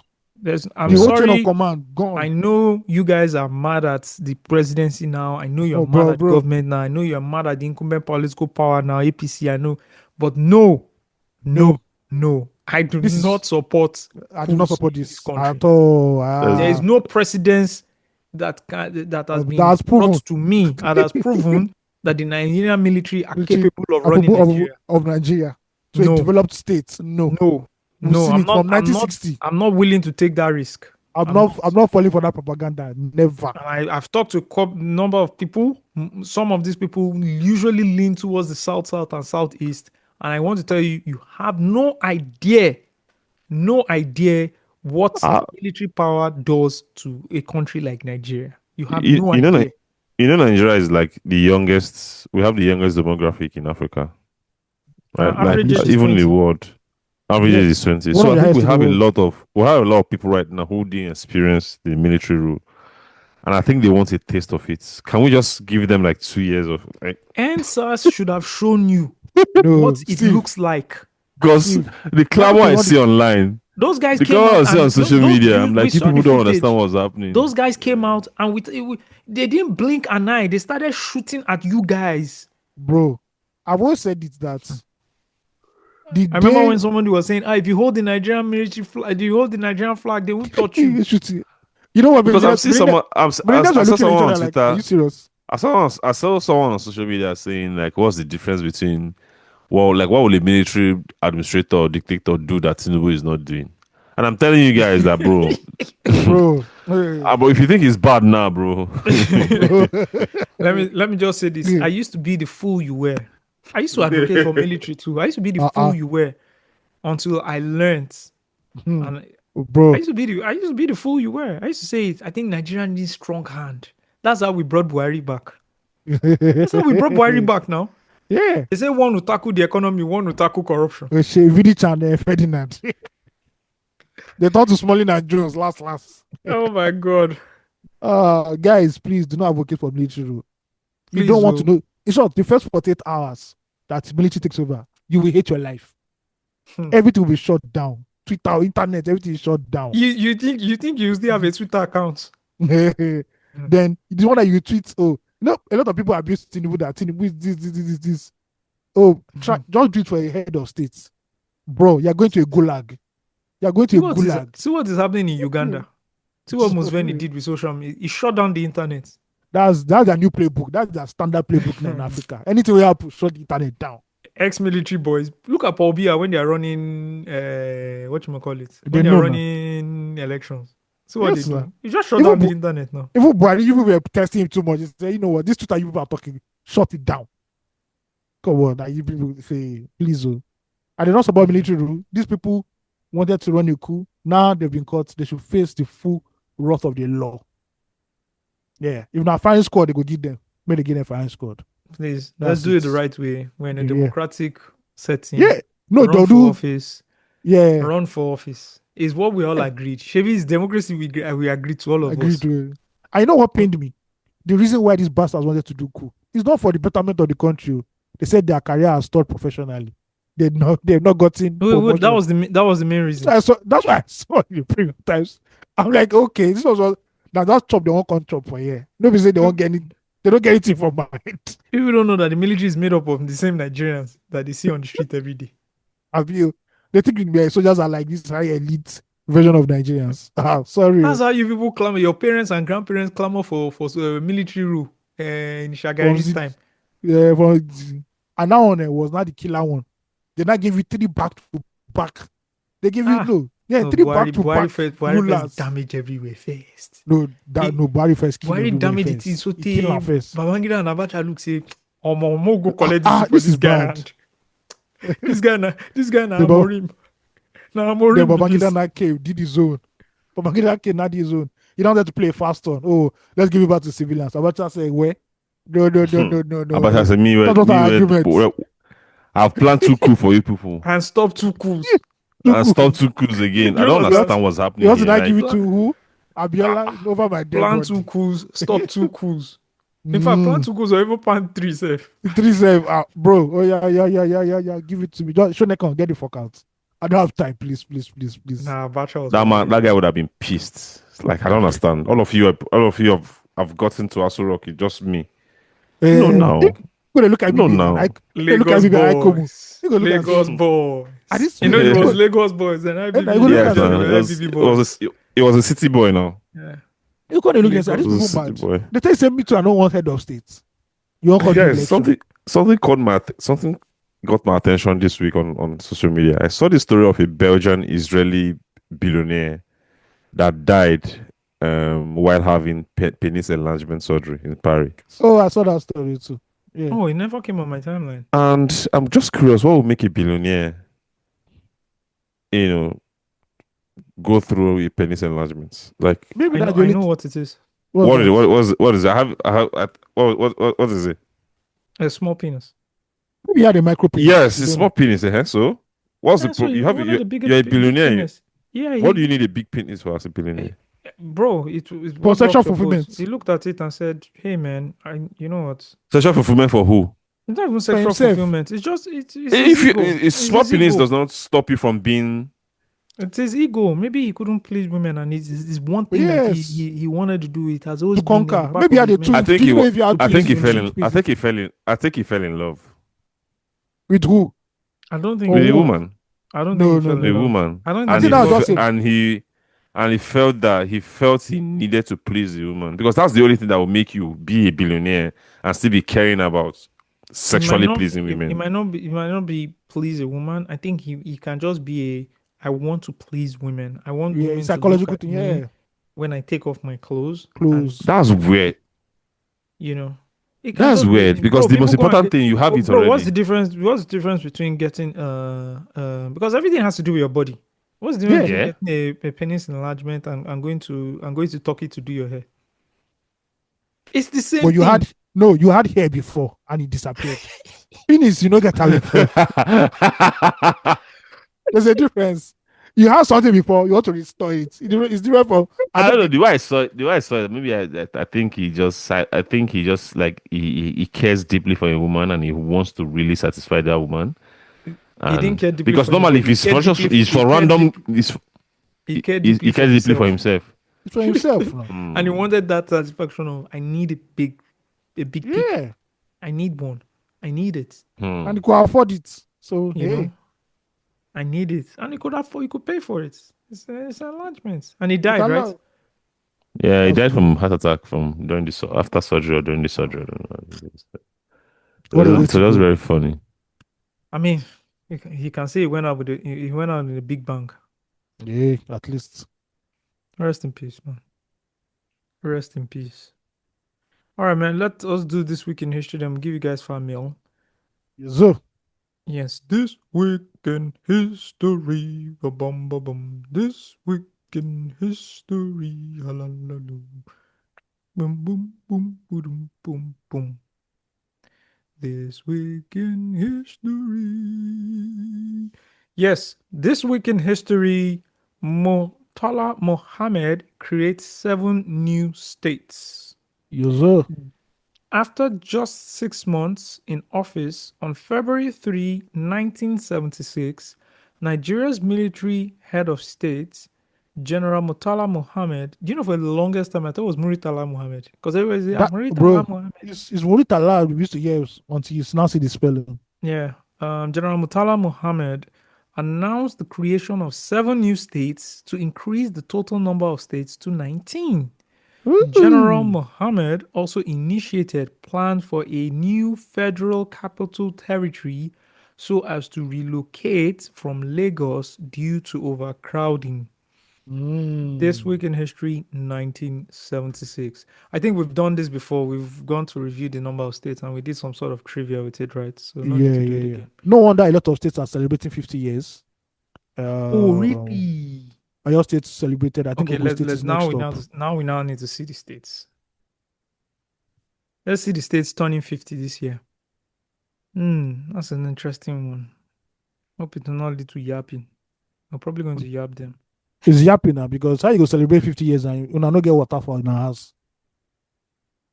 This week in history. Boom. Oh, 1976, right? So it says how many states were created? Boom, boom, boom, boom, boom. Let me count again. 7 new states. Let me count. 1, 2, 3, 4, 5, 6, 7. More than 7. I don't know what's going on. 1976, Abby. Yeah. At 27 he died now. Abby? In 76 he died also. Yeah. So 7 new states. Interesting. I see Cross River here. Right. I see Imo. So Southern Eastern was now called Cross River. Yeah. Eastern Central was now split into 2 and called Imo and Anambra. Okay. Right. Then Midwestern, I believe, was now called Bendel. Yeah, Bendel Insurance. Yeah. Then Western was now split into 3: Ogun, Ondo, Oyo.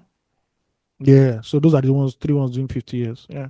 Yeah, the state of Benin Plateau was now split into, or Benue Plateau was now split into Plateau and Benue. Oh. North Central now became Kaduna. KD, baby. Northwestern now became Niger and Sokoto. And then Northeastern was now broken into Bauchi, Borno, and Gongola. Gongola, my favorite Nigerian state of all time. Your favorite Nigerian state, right? Gongola. Gongola. They should never choose go Gongola. Gongola. Yeah. So that's why it was split into. So all these states are turning 50. Interesting. Very interesting. Do you think if we had continued like the regional style of governments, things would have gotten better? I don't think so, because the reason for the first coup, anyways, was because people were corrupt. Under the regions, yes. Yeah. Do you understand? There was wide-scale corruption. There was what do you call it? This inequality amongst ethnicities. They were pushing one Okay. region more than northern region was receiving more favor. Blah blah blah. Reportedly, allegedly, and all of that. So I don't think anything much would have changed. It was still what it was, right? I don't see how these states, if you look at like the ethnic tensions we've had, or like clashes we've had, right? Yeah. We've never had state clashes. There've always been ethnic clashes. Ife and Modakeke. What's the name of the other one?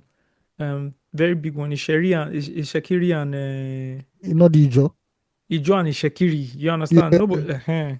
So it has never been split across states. If you like, they should cut the state into local government into 500 and something. You people understand? People go see rack. Who go fight. But what's just interesting for me is like a delta, right? Yeah. What's interesting for me is like a delta, which was cut out of Midwestern, which was originally cut out of Western, right? Has a lot of Igbo people in it, right? Steve talks about this all the time, and how people like Eastern people do not want to associate themselves, or do not want people, the Delta, Igbo speaking people or Delta, to associate with them.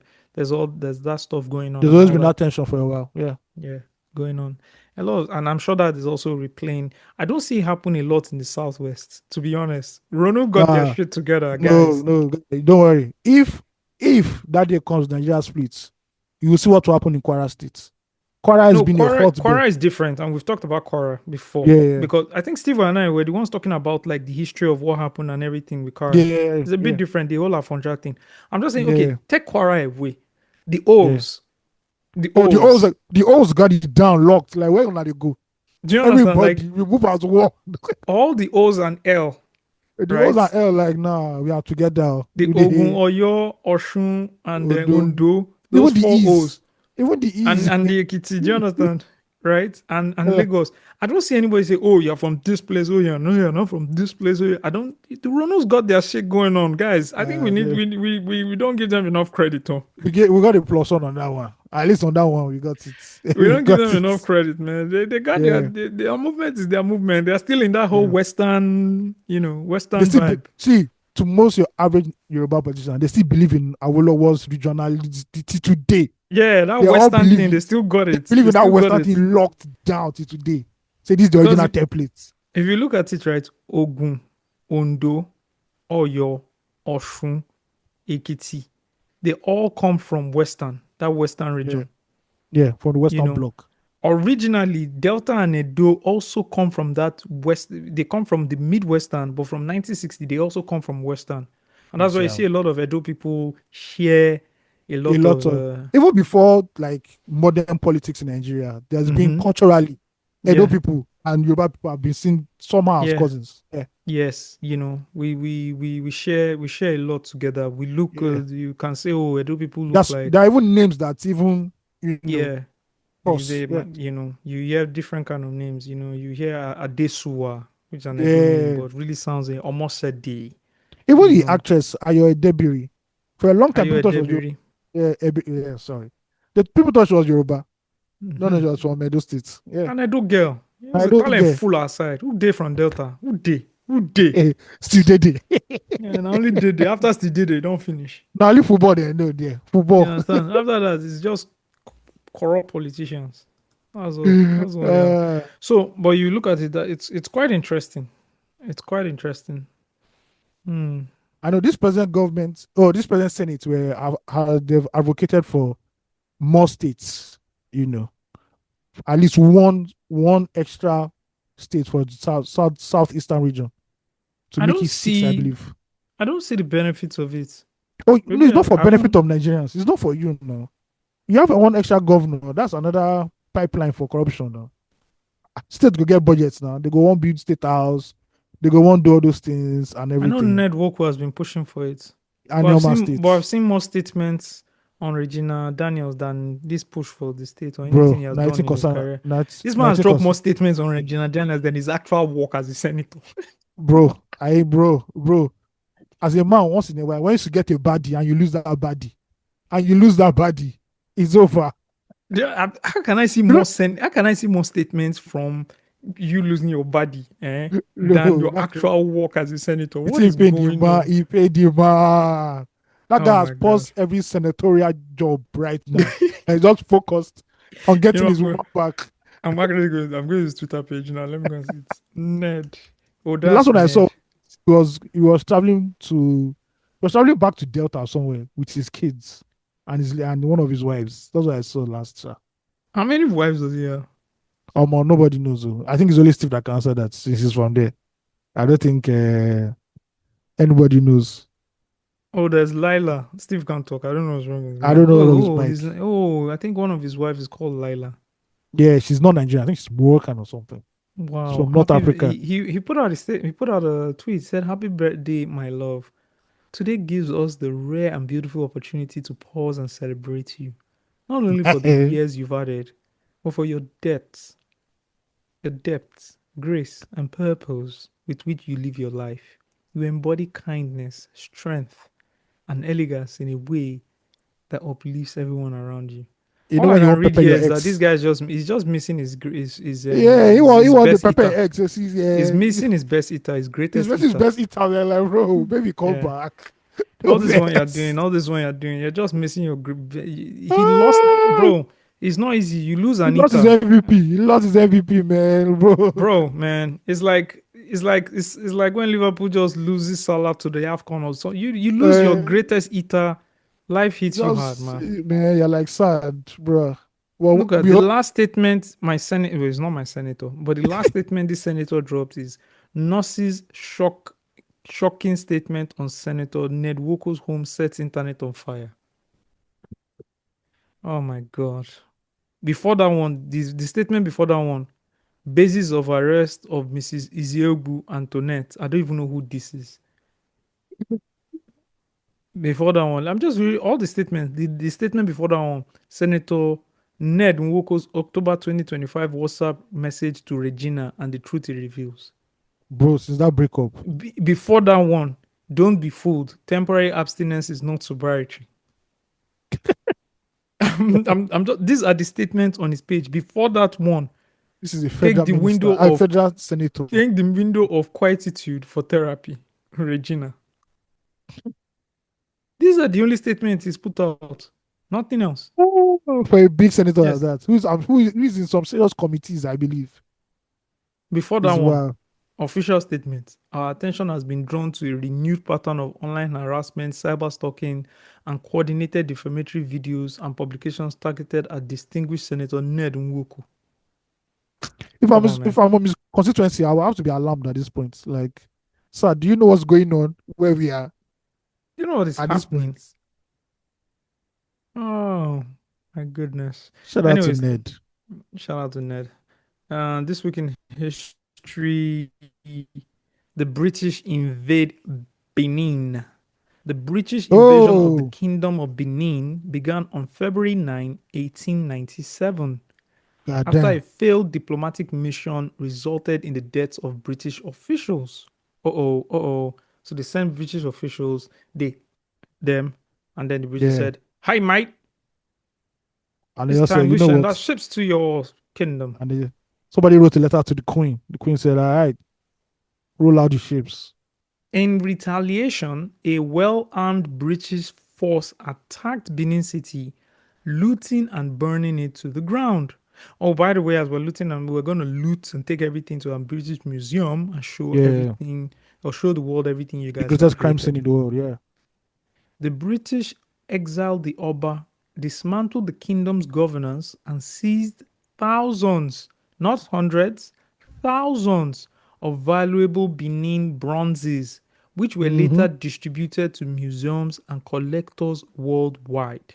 Yeah. This invasion marked the end of Benin's independence as the territory was incorporated into British colonial rule. You go online or you don't go online. I'd love to watch a movie on this. Yeah, according to the history books, the Benin people knew the British were coming, the first meeting, but according to what I read, they were having a particular rites, like cultural ceremony, where foreigners were not allowed into the main city. Right, so the British camped there, but for some reason, the British were just stubborn and they entered, and when they entered, they got slaughtered. And I think when word got back to HQ, HQ said, "No, we ain't fucking with this." And they came in and leveled the place. Like Osagie said, stole a lot of artifacts. Some are in the British Museum, some are in some homes, some country homes. That's why our great grandfather, when he came back from Nigeria, this is what he has. And you just say Benin artifacts there. I know some have been returned, and they are back in the palace of the Oba of Benin. Unfortunately, the museum that was not allowed to launch would have showcased some of these artifacts. But it's sad. Yeah. Damn. Well, this week in history is brought to you by archiving. Check out archiving, guys. Nigeria's history one search away. You can explore thousands of digitized newspapers, magazines, and transcripts from politics to pop culture. Guys, the past is yours. Literally on their website, they have a search bar, and you can search for anything. Try Obasanjo prison 1995. Try who was arrested for treason in 1997. Try why was June 12 annulled. You can search by people, keywords, the dates, the publisher. They have everything, guys. Go check it out. Yes, big things. Big things. Big Osags. things. Yes, sir. You said something about Ronus keep having their shit together, and I don't think that's true. That was sarcastic. Can Ayo tell me why Funke Akindele and so I have a large you did set it up well. Why is Funke Akindele and Kunle Afolayan and more recently new entrant into the scuffle, Tony Abraham? Why are they having an online kerfuffle? The big three of Yoruba Hollywood right now. Then after you summarize this thing for us, there's a big question coming and you must answer it. All right, cool.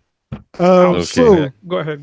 So in the Yoruba movie space, there are two major players, Kunle Afolayan and Funke Akindele. And obviously Kunle coming from a cinematic dynasty, let me put it that way, started earlier before Funke Akindele in terms of directing and producing movies. And he was known for doing stuff in cinemas. But at some point, he didn't favor cinemas anymore because of, whatever perceived issues he had with cinemas running in the country. And he also got it back from Netflix. No, there they go. So Netflix came in and he has a prestigious name. And Netflix gave him a crazy amount of money. You can check his results for that. Anyway, he has a result somewhere. Anyway, created a film village. He has rolled out a lot of a few movies, the Anikulapo series and some other ones. So he's pitching his tent. He's pitching his tent with the streamers.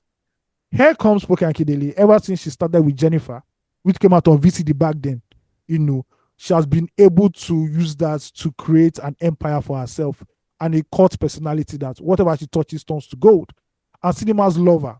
I know for a while that streamers were offering her up to like $1 million to get like a deal running and stuff. I don't know if she eventually signed that deal, but she prefers cinema runs because it's an event at this point. It feels that whenever Funke Akindele drops a movie in the cinema, usually in December, she breaks a record, 200 million, 500 million, 1 billion, 2 billion, yada, yada, yada. A latecomer is Tony Abraham, who believes that she makes movies and she should also get that acclaim. I'll leave Tony Abraham as she is. Now, But she just did a billion. She just did a billion. Tony Abraham, right? Yeah, she just did a billion. Awesome. Yes, according to what they said. Now, recently, Kunle Afolayan released the latest season of his series, Anikulapo. And, he has been doing media rounds. On Netflix, I believe.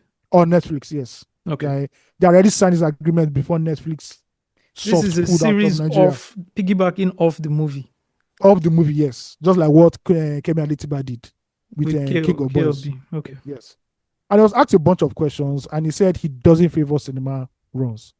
That he likes where he is right now. He doesn't want to make $1 billion or 2 billion, and he can't bring out 2 million, and he can't get 2 million naira out of it. And people felt that was a shot directed. That was a shade. Yes. Earlier, when Funke crossed the 1 billion mark, his junior brother, who is like the most talented out of them, I can't remember, Gabriel Afolayan, made a statement on Twitter that said that, these people like lying, or some, basically the cinemas in Nigeria like lying and falsifying numbers, which has been an allegation for a long time in the Nigerian movie space. Funke being, I don't know, maybe Funke woke up that day and her gate man was, annoying her, or something just annoyed her. She took shots she didn't mention Kunle Afolayan, but she took shots and basically said, if you are vexed about what cinemas do, create your own empire, do your own stuff like that. Meanwhile, all of a sudden, Tony Abraham felt... Basically, she said, if I piss you off, go wee-wee. Tony Abraham must have felt left out. You know how when Kendrick dissed everybody on that Big Sean record, some rappers felt they, when you don't mention my name at least, to show say they do something. So she now came and used the opportunity to sell her own movie, which is now in cinemas, in select cinemas in Canada, I believe. And also, Kunle Afolayan said something that people didn't also pay attention to. He said he won't dance to make his films successful, which people have criticized Funke Akindele a lot. Basketball. Hooligans up here, you gonna take this pussy nigga out. Yo, Dad, I got you.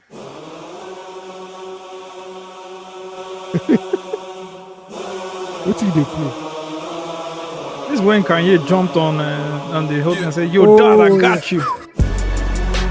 Can't stop, won't stop. I just fucked your bitch in a Sean John tank top. You treat a bad bitch like she average. I treat a bad bitch like a bad bitch. She never mine. All right, keep going. So people like Basketball and even the lady, what's her name? That was in She showed the most video, the Lomi Jojo video. The actress, yeah. She too also made a statement that people are bashing her for. She said, "I won't dance to promote movies." All right, I saw that. Yeah, we all know that Funke and Tony are the kings of let's do whatever we have to do to make our movies blue. So this is where we are right now. Kunle Afolayan and Funke Akindele are fighting for supremacy in the Yoruba movie space. I, as a Yoruba person, I have been pissed at what has been going on in the Yoruba movie industry. You actually really care? Yes, I really care because this is where the grace like Roberto Gunde came out from. Aisho Pepe and all that. What we have right now is a place where people are using seniority and personality issues to fight all the time. If you look at mainstream Nollywood, I'm beginning to see people have sensible discussions. Oh, how was it like acting on that set? How was it like getting into that role? What don't you like on set? If you watch the average Yoruba Nollywood interview of anybody, they'll start with, I entered this industry before this person, and this person disrespects me.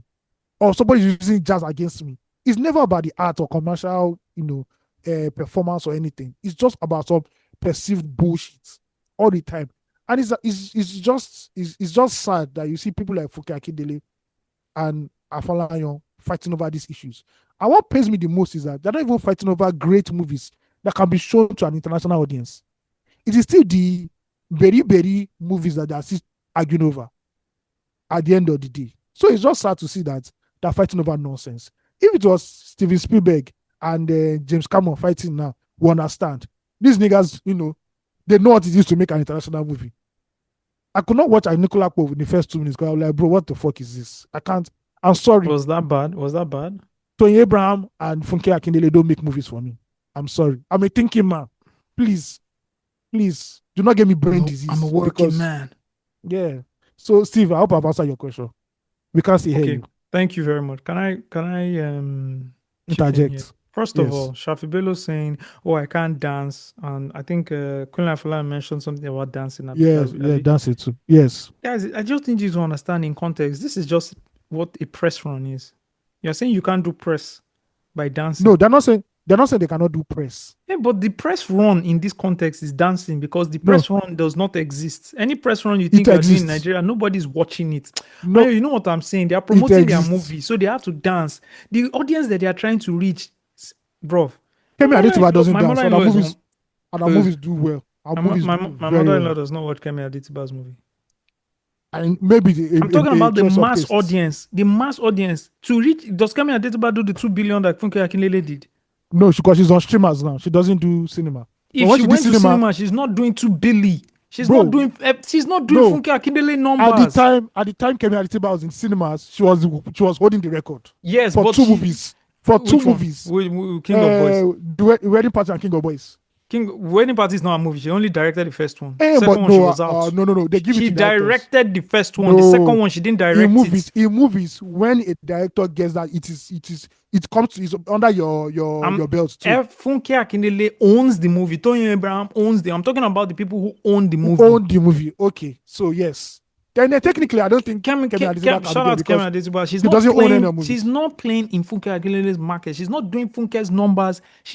Bro, there's a reason why Funke and Tony Abraham said, let's do this TikTok dancing nonsense. It's because the thing works. So for you to now come on TV and say, I can't dance for my movie. That's why you don't make movies for Nigerians, Shafi Bello. But that's why you don't make movies. No, that's why if you're going to do anything, you're going to put it on YouTube. Osagie, it's like you saying every artist now should do streaming. And what do you mean every artist? Every artist does streaming now. Some Nigerian artists don't do. They don't make big numbers because they feel that their work should talk for themselves. You know what?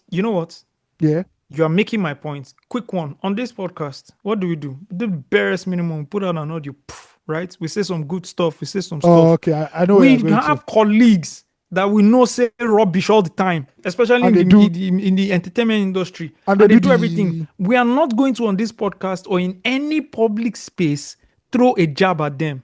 Yes or no? No, we are not. Exactly, and that's what Shafi is doing. No, but Shafi was asked. It's not as if... No, was the question direct? Will you dance for your movie? I can't remember. Was that the question? But I think it was. It was on this guy's... what's his name? Shout out to Vijay Adams. It was Vijay Adams that did that interview. I'm going and I think that was the setup. And I think that was the setup. But you have to, understand at that moment. That's why your media trained is Shafi Bello. She's not an idiot now. Shafi Bello is brilliant. She's smart. She needs to understand that at this point, this question asked, there's a way I have to throw this thing out that does not, piss people look as if I am throwing any jabs at anybody. You say, the way the media landscape is now, you have to be directly in front of people's faces. It's not something I've not. It's not something I've brought myself to do, and I don't even understand it. And for those who do it, it's incredible and amazing, bro. I agree with you, bro. Because if they ask me now, you just gave me. I gave you back now. Bro, if they ask me too, like, you dropped a new film. What do you feel about dancing? I'm like, bro, if I have to dance to make 3 billion naira, I'm going to dance, bro. If that's what is stopping me from this thing, but anybody who does it well. But clearly, I think also a lot of people don't like Funke in the movie space. I think it's showing. It's showing already.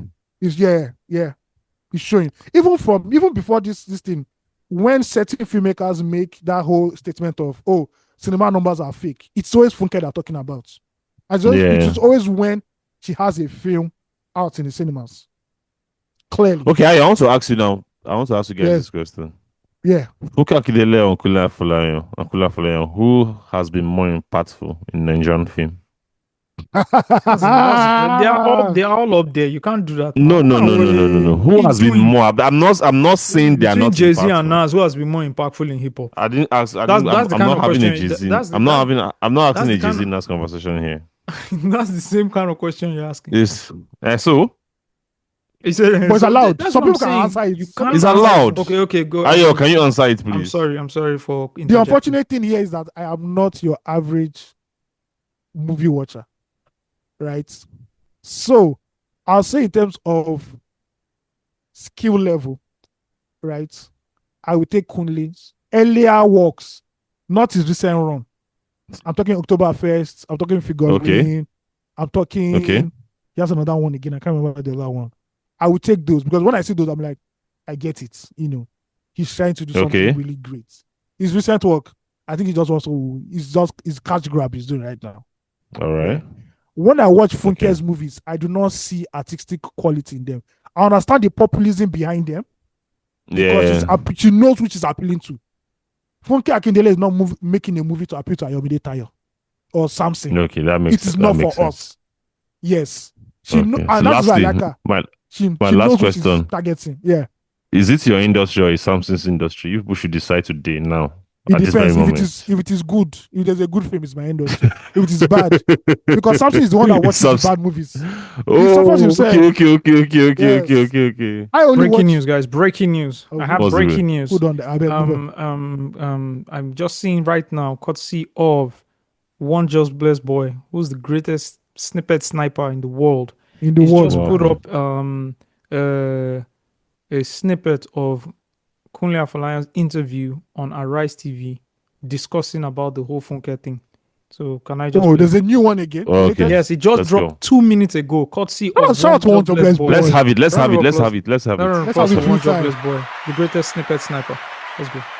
Okay, well, that's something I was hoping I would avoid. But for the benefit of, our lovers, people who have reached out to say, we know you didn't mean harm. Look, I'm a product of traveling theater and traveling cinema, meaning our parents, will go around streets, trying to get people to come to this theater by dancing. And I've said this before. It is great, all right?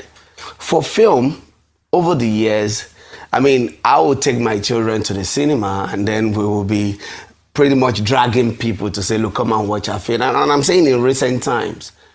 But for me, it's draining.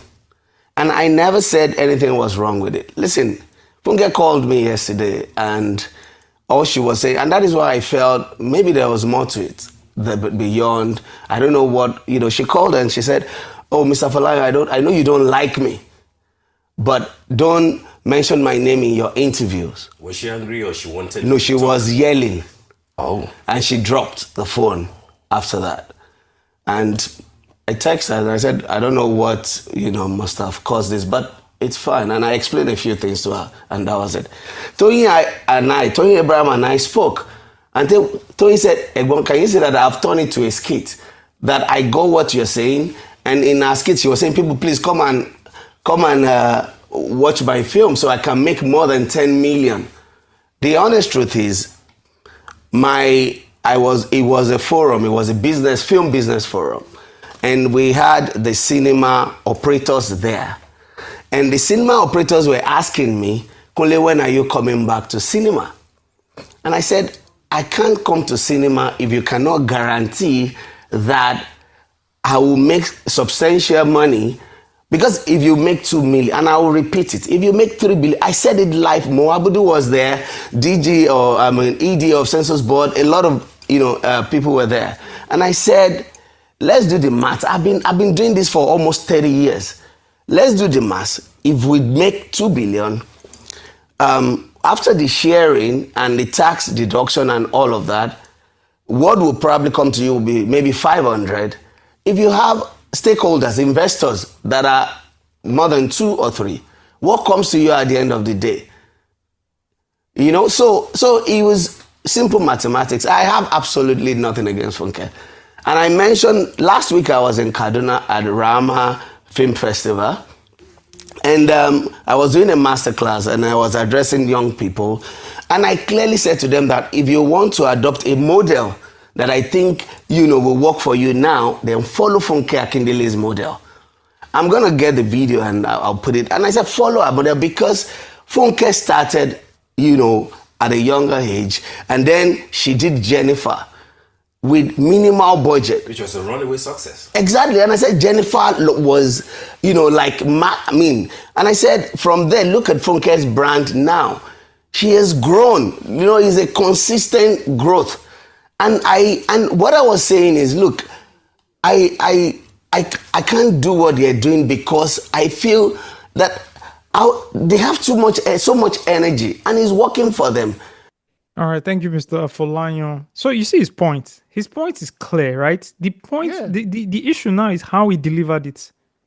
You can see with context. You see what he's saying, but it's how you deliver it. And if you're in media now, and anybody asks you any question right now in media, try to understand that there are people, snipers. All right.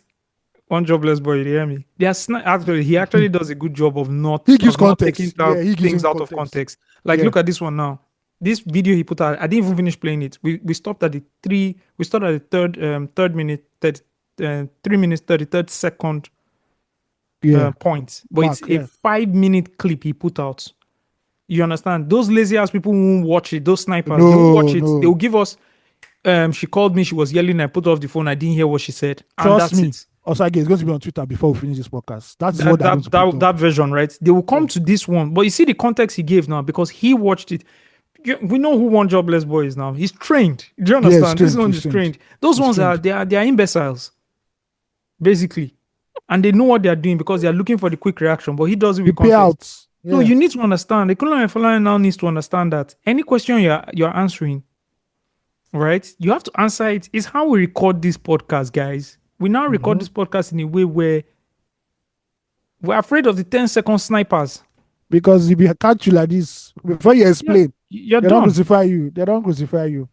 Again, I think beyond 10-second sniping, I think he could have landed his point, not now, like the first question was asked, without him referencing that kind of situation. If he wanted to reference that kind of situation, he should have then gone directly and said, Funke Akindele has done 2 billion. This is what she's done. I can't do this because this. But what she's doing is commendable, blah, blah, blah, blah, and move on. I think the fact he mentioned in a way where it was... People now added 2 plus 2 are like, you understand? You said, I can't do 2 billion, blah, blah, but you didn't go and... You should have just called her name out and said, some person like Funke Akindele going down this route is something commendable and outstanding. Yes. I can't do that. There's too much beef in that Yoruba movie industry. That's my issue with them. You understand? Well, that's what it is, man. It is what it is. Why are you calling this Yoruba movie industry and not just the industry? Because I'm not sure it's like when you say Yoruba movie industry, I think of another thing else, not like Funke, not Funke Akindele and. I consider it because one that a lot of them are steeped in that Yoruba movie industry. Like before Tony even crossed over, started doing Nollywood, she was already a household name in the Southwest. Yes. And Kunle Afolayan too, and Funke. The crazy thing is that Funke started with English. She now did a U-turn. And I think. But these are recent movies. They're not Yoruba movies, are they? I don't think so. I don't think they're Yoruba movies. I don't think. Yeah. What shout out to Funke? What she has done is amazing. Do you know that if you check the top 10 of highest grossing Nigerian films of all time, it's either directed or produced by a woman. That's amazing. That's amazing. I don't think I've seen a guide. Like, I had to go and check it. It's either produced or directed by a woman. So you have to give anybody that's doing mad numbers, you have to give them that credit, first of all. It's not beans. Filmmaking is not the easiest thing to go into in Nigeria right now. And we are making a profit. So how they are doing it is amazing and wonderful.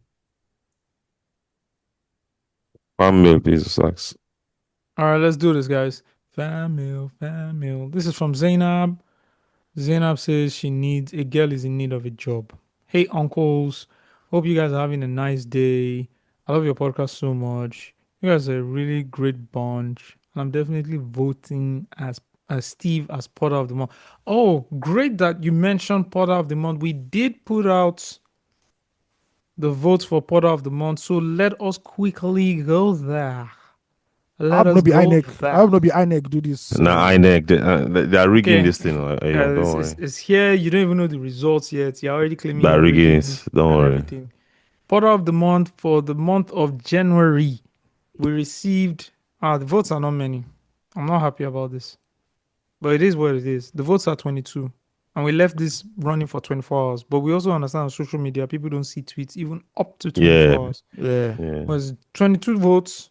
Final results, I'll read it. In third place, we have the lead researcher, Steve Dede, okay, with 22.7% of votes. And second place, we have AOT2 with 27.3% of the votes. And in first place, we have none What's other up? than Mr. Osagie himself with 50% of the votes. No, this That's is awesome. It is APC, what it is. PDP, LP thing. Please, going on here. can I give my speech? Okay, we'll see in court. Okay.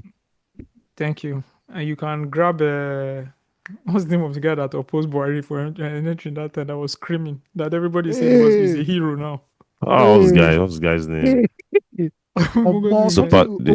He's passed away now. Oh yeah. Yeah, it's passed away. Is that the Niger Delta guy, Abi? Yeah.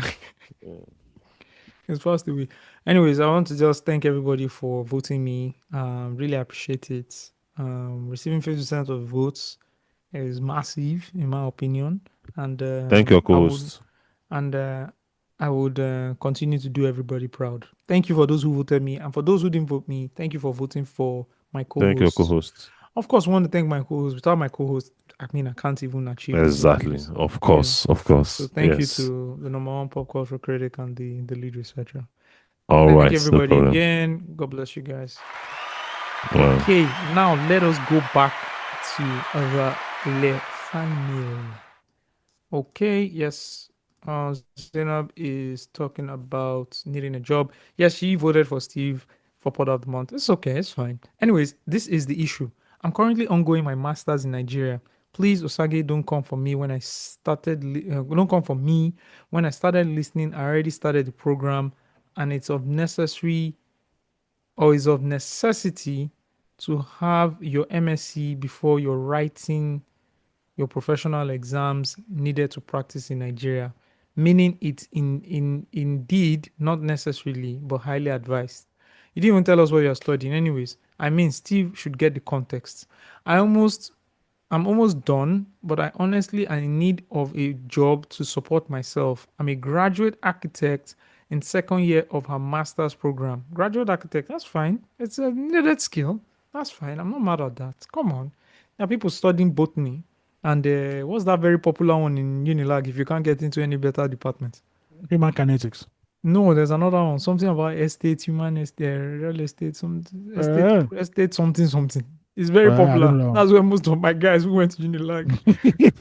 I don't know that Unilag. At least the center Unilag.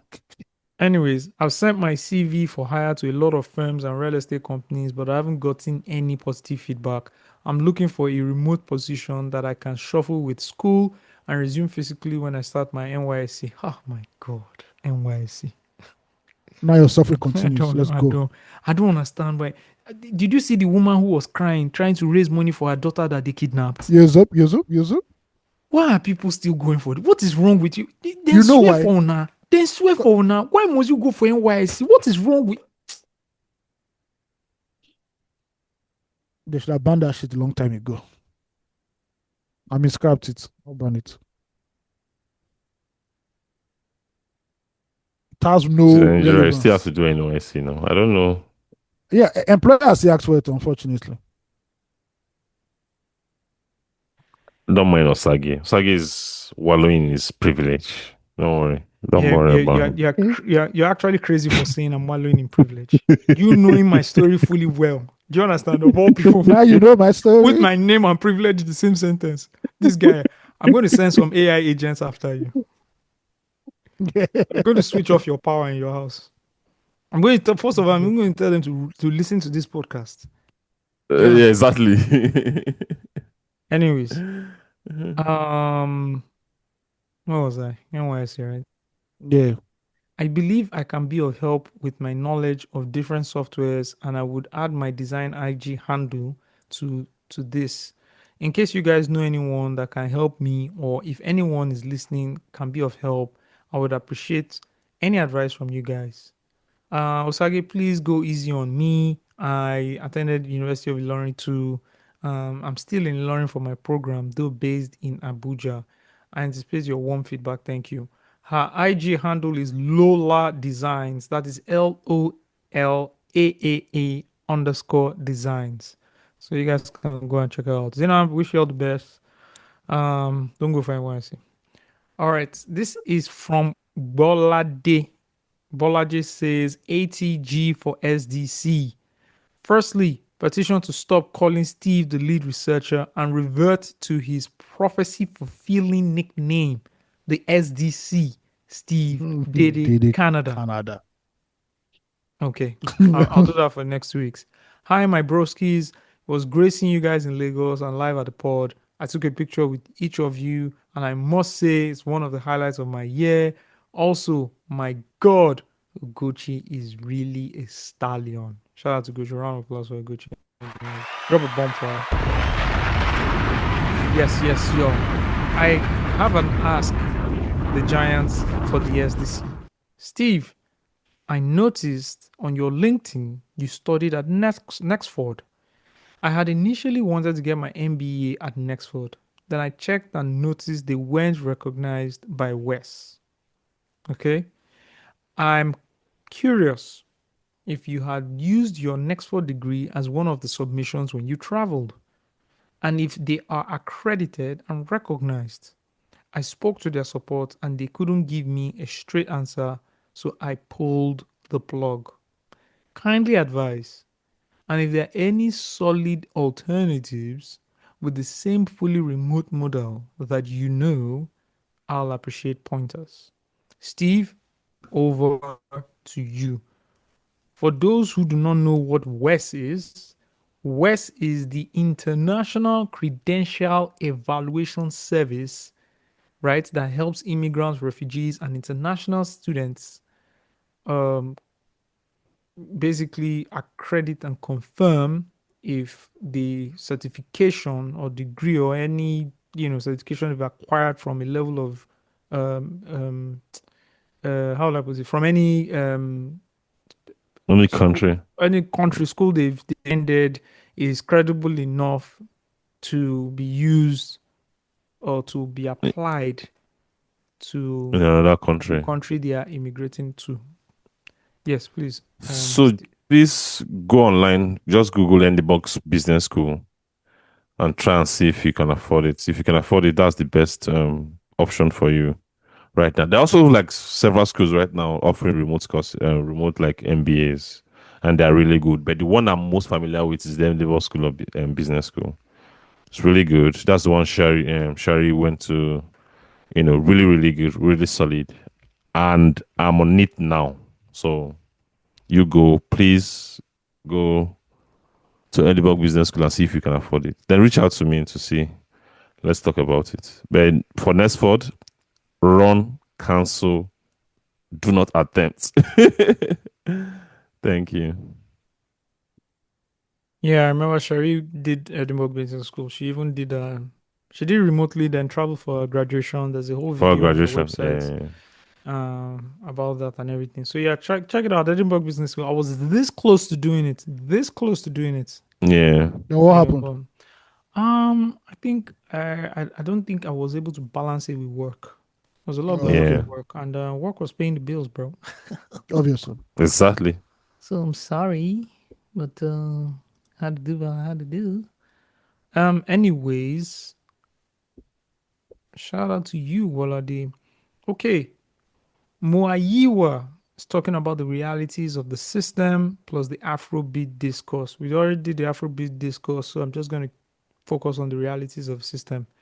Hi, Giants. I'm writing this because this has become a staple in my routine. I appreciate the raw, unfiltered energy you guys bring to the mic. It's one of the few places where it feels like the actual Nigerian reality isn't being sugar-coated for PR purposes. Specifically, I want to touch on Osag's recent points regarding the collapse of the Nigerian system and how nothing works or seems to work. Osags, I hear the frustration in your voice, but I think the reality is even grimmer than portrayed. Oh, man. Now, wow. I'll make it darker for me. Why you? Now, wow. Okay. The guy took it further. Anyways, it says we have to face the fact that the population of Nigerians who are responsible or share a progressive thought process is likely less than 5%. For the rest, survival has become the only metric. Out here, the environment is designed to reward the villain. To be a good person in a broken system often feels like a losing strategy. Living here is increasingly about how well you can navigate the chaos, often at the expense of others. I'd love to hear you guys dive deeper into that, the psychological toll of being a responsible person in an unresponsible land. Isn't that what we do every week? Well, basically, yes. So, you know how it is. And see, what he's saying is a fact. It's a fact. I was working on a project one time. We were working on a project. This thing was going down. Like, somebody was messing up the project, and nobody could call this person out because everybody just wanted to, go with the Chop. flow and get paid or something. And we could make more money if we just called this one person out. But anytime I try to do it, I was like, "Sir, just hush, just leave and no worry. We just did." Look like salad. I've told you guys, evil pays in Nigeria. Evil works. Clearly, Yeah. Yes. actually, you are stupid if you have a certain moral code or ethics in Nigeria, because that is not the lay of the land. If the system is rigged, Go and make you- money, Jerry. You try and be if the ethics, system is morals. if the system is rigged, you're a fool for playing according to the rules. Yeah, It is what it's like it is. it's like you're playing football match and you notice a referee know they blow offside, know they do anything. You to go start your own now. You go and build oil You know- refinery near the post. You know, when I knew that it's only poor people that talk about what is morally right in Nigeria was during the dollar tripping issue, where the Twitter people on Twitter were talking about USDT. I will come on Twitter and I'll be making money in the night. I wake up in the morning and I see people are people complaining pontified. that CBN has to ban Binance. I'm like, you people are just too poor to understand what's going on in life. Honestly, because if they were trading, they If you won't were trading, you wouldn't be calling for it to be banned. At all. That's why I knew that. Okay, Is when you're not These people- active in the exactly. in the People process. don't know what's happening. By the way, Bitcoin has gone down something kill. This is the best time to buy, More. guys. Buy This now. is the best time to If buy. you have money, buy. Yep. But do you know what happened to gold? Yes, no. That gold, see that gold they go up. You know, anything that is going up, and is already popular, I've lost out on it, so I don't bother. You understand what I'm saying? Like if it's Yeah. already people are already talking. There are some people, if they're already talking about gold or something, just know that you've lost out because you know that they're not close to the nucleus. Exactly. For it to have gotten to Yeah. them, it means that it's gone mainstream. You don't bother. cast. You don't cast, exactly. You know. But Bitcoin is down to 70 something K, guys. Go for it, guys. Oh, that's all I'm going to say. Go for it. All right, this is Shonde. Shonde says 10 years, Don Waka. Hi, guys. My name is Shonde. You guys have been in my ears for 10 to 11 years now. It's crazy. Just one question for you guys. From your comments, because you did persevere, no means say you go make them. How do you know when to quit? You hear every day, don't give up. You start to grind on something you are really passionate about, and then they click. How do you know when to hang the boots? Just want to hear your individual perspectives. The situation isn't peculiarly linear. Also, I make music, Shonde Music on socials and Shonde on DSPs. You guys should give it a listen and give your professional feedback. That would be much appreciated. Plus, some of my fellow giants might just vibe to the style of my music based on daily bread. Now, once I did get time, make music. But everything I sing about is my reality, still trying to define certain things about the sound. But honest reviews would go a long way. Anyways, you guys are really amazing. The way you dissect your opinions, thought processes, and general expressions with such strong erudition is both laudable and emulative. Bless. Okay, guys. When do you know to hang those boots? It's a very good one, man. When do you know it's time to hang those boots? When do you know it's time to quit on something that is not working? When you're no longer excited about it, I think that's just the most. That's like my go-to when it doesn't excite me anymore. I think that's when I say, you know what? But I was even having the conversation with my wife recently about like some of the businesses that we run. I'm like, man, even apart from like the money, like I don't wake up thinking about it anymore. I think it's just time to, I don't get excited over it again. I think that's when I just tell myself that okay, I have to move on. Yeah, that's just me. Okay. For me, is when I don't feel like any sense of growth. Like I think we all know in ourselves sometimes when we reach a peak and we say that more this is not it's not working anymore. And for me, I just like I'm done. I'm done. There's nothing there for me. The reason why I'm writing is because I know that oh shit, I'm hitting a new level. This is a new level, and I keep doing it. Or any creative endeavor I'm in. But once you feel that it now becomes too mundane and stressful, not less than mundane, I was like, bro, it's time to pack it up. Is good. It's good. I also think a bit of honesty, matters. You have to ask yourself, well, do you have room for growth and what's your current skill level? You don't want to keep chasing something that you know that you're not exceptional at or you're not good at anymore. And I believe some people are deluded that they think they are better than what they are, and that just keeps them stuck in a loop at the end of the day. So yeah, that's my own POV. That's a good one, guys. I think for me, to be honest, I actually don't know. I'll be very honest. I don't know. I was looking for examples right now as you guys were talking on things that I quit. Can you guys give me an example of something I quit? And don't say music in time. You know now. Because some episodes are coming. We recorded already. But you know what you quit, so I don't know why you're asking. What did I quit? Tell me, what did I quit? How did we first meet? Like, how did we first meet? Oh, okay, like making music. Okay. Well, that's a good one. That's actually a good one because I think no, but I talked about this last week on the pod, right? Yeah, last week or last week. You talked about this recently too. Yeah. Yeah, we're talking about it, but when I said, oh, I think I know the very moment where I didn't have money, you raise enough money to put in the magazine. 100,000, 120K, Yeah. And for me, so my own, okay, great. You know what? My own quitting is actually very rational. Like, it's very rational and it can be very abrupt. Like, that moment, I just looked at it. If I can't raise this money, there's no point. There's no miracle happening that, something will happen. I just need to grind a bit more and suffer a bit more. I just cut it and moved to the next thing. And it's really directed by my survival. It's like the first time I left the pod, what was the conversation we had? I said I had to, what was the conversation we had again? I said I was changing the brand or something, right? Changing the brand, yes. Yeah, I needed to change the brand. And a lot of people think it was the outburst from from the episode, from the episodes and everything. But that was months later. That was like months later. People like misconstrue the timeline and think that was what happened. But I said, I need to change the brand. I knew I wanted to go into a new field. I discovered the field. And I was like, guys, I need to change the brand because I need to be at this place. I need to be. And it worked for me. And I pivoted from media to marketing in technology. And it was a sharp turn. Steve knows this because some years later he ended up doing it, even though his one was a bit more milder than mine. Yeah. You understand? But that was it. So at times it can be abrupt, but again, directed by my survival, and it's like Global Village, right? We're not the biggest podcast network out there, but we've been running this thing for how long now? Since it was visual audio times.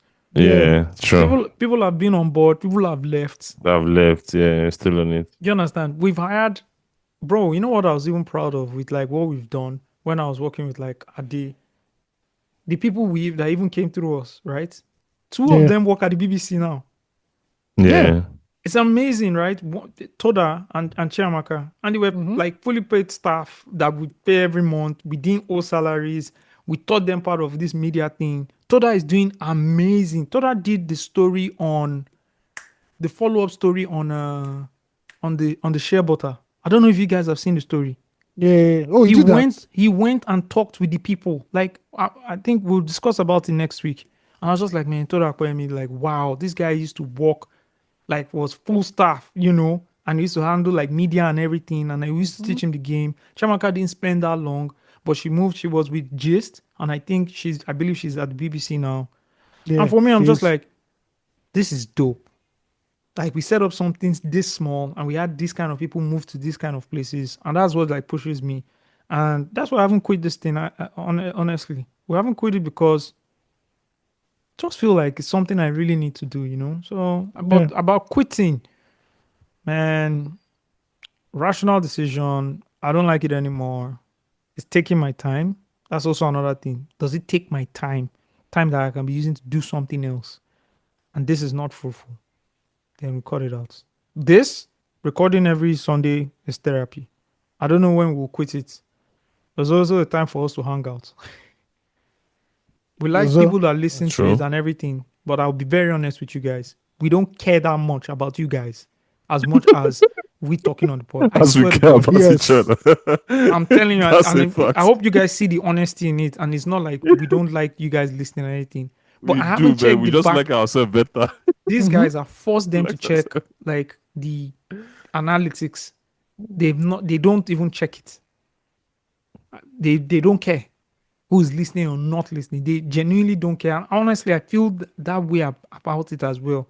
We know people are listening. It's nice. You guys came for a live show. I love it. But we're not in that business of, because if we were, we most likely are quit it because we hadn't achieved the goals that we would have set for ourselves. Yeah, we have set ourselves. Yeah, it's true. You know, so again, that's it about it. But like, I think the thing about quitting is if you're going to do it, don't let it take long. Let it be swift. Let it be sharp. Yeah. And it will be That's true. brutal. And let it be So, brutal. yeah. If it needs to be brutal, let it be brutal. Same way I end my relationships that I had to end in the past. Except one True. that I had to do a bit of off-boarding. You understand? I had to do a bit of off-boarding because it would have been explosive. I had to do It's a bit not off body relationship is wild. Yeah, you have to offboard. I You agree, have to offboard offboard. relationship. You reduce, and you have to do a line item. You do a you know. timeline. Yeah, no, not timeline. Checklist. Oh, timeline checklist. Thank you. Say Yeah, okay, reduce text messages. Don't call again Okay, on Sunday. don't call in the morning. You understand? retrieve keys. You know. And all of that. But after that, even the offboarding itself, by the time person calculating the app, I still enter Wahala. I did Move tell on. you. But God bless everybody. That's what I Yeah, wanted. that makes Okay, sense. we have That makes from Anonymous. Anonymous. Good day, Giants. I highly support the resolution to dial back a bit on the depressing takes on the happenings in the country. I know the execution will be hard, given the enormous ton of BS that spews out of the country week in, week out. If this email gets read on time, it means you are reading this after discussing how Nigerians were relentlessly begging I show speed for money at every turn, everywhere he entered, which makes this email ill-timed, lol. But I'm writing because I need help from the Loose Talk family. I just concluded NYSC. Osags, don't get mad. I'm mad already. And reality just hit me in a very confusing way. It's no funny at all. Because I studied real estate management in uni. That's Osage's the course Osage was talking about. Okay. So this is what you're talking about. This is actually because this mail is so funny because it's just predicting everything we just talked about. I studied real estate management in uni. I made the decision to follow in the footsteps of a family friend and learned about tendering and estimation in Nigeria. It's like someone said, I'm studying law. Someone said, why are you studying law in a lawless country? It makes so much sense. He said he had agreed to train me and point me in the right direction, but he demands I get a good laptop. I saved a little during my service year, but I figured since I had to be close to him for the training, it was the right move to get a place close to him so that the money went towards the rent. Okay.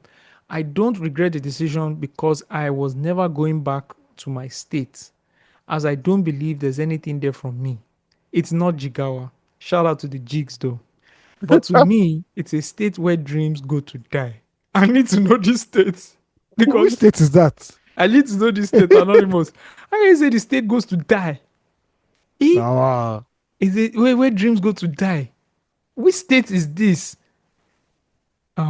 Anyways, my dear family, the support my tutor recommends is 400k. and any sort of assistance will be appreciated. All right, hold on. Let's see if you have your account number set up here. I think that's also super important so we can reach out to you. Oh, you then say not to be read. Below are my details. We're not the ones that are going to send money to you. It's people that listen to the podcast that are going to send money to you. So anonymous, if you are ready, me, I'll send you my own token. But that's my own token. Okay? But you need to put this out there because, first of all, you studied real estate management. You clearly need help. You spent you spent 1 year of your life in NYSC doing nothing. Do you understand? Now you need help, but you don't want to put your stuff out there. You are not. I told you people, 2026 is the year of the shameless. You are still. Look at you. Just look at you. Don't not to be read. Here my. In fact, I'm not even sending you any money. You are not ready. You're not ready. You're not ready. Give us the permission to put up your account. Yes. Yeah. Put up your account. You tell people, say, oh boy, see as they go, see as they go. See my account number. You see the fear, say they ask people for money. You study real estate management. You don't say I beg, you go beg. I don't like this kind of thing. I'm not impressed. I'm not impressed. I'm not. What are you talking about? Instead of you to put yourself out there. Oh boy, this is my account number, this is my name, this is everything. Well, that people will say, oh, I heard that you were asking for money. That's where you are, 2026 in Nigeria. Look at you. Please, my people. Let me start I don't believe that. I don't believe. Let me start with myself. Account number 208 509. You can't be having Nigerian account number now because you don't pay. You're not a tax-paying citizen of the country. Why do you have a bank account? Who says I don't pay tax? I have to talk to Taro. Who says Okay, it's fine that you have. You're on first name basis with him. You're on first name basis with him. Are you telling Of course, I have to be on first name basis of the person handling my tax now. He's my guy. Can you tell him to extend that deadline? That March 31 no dey visible.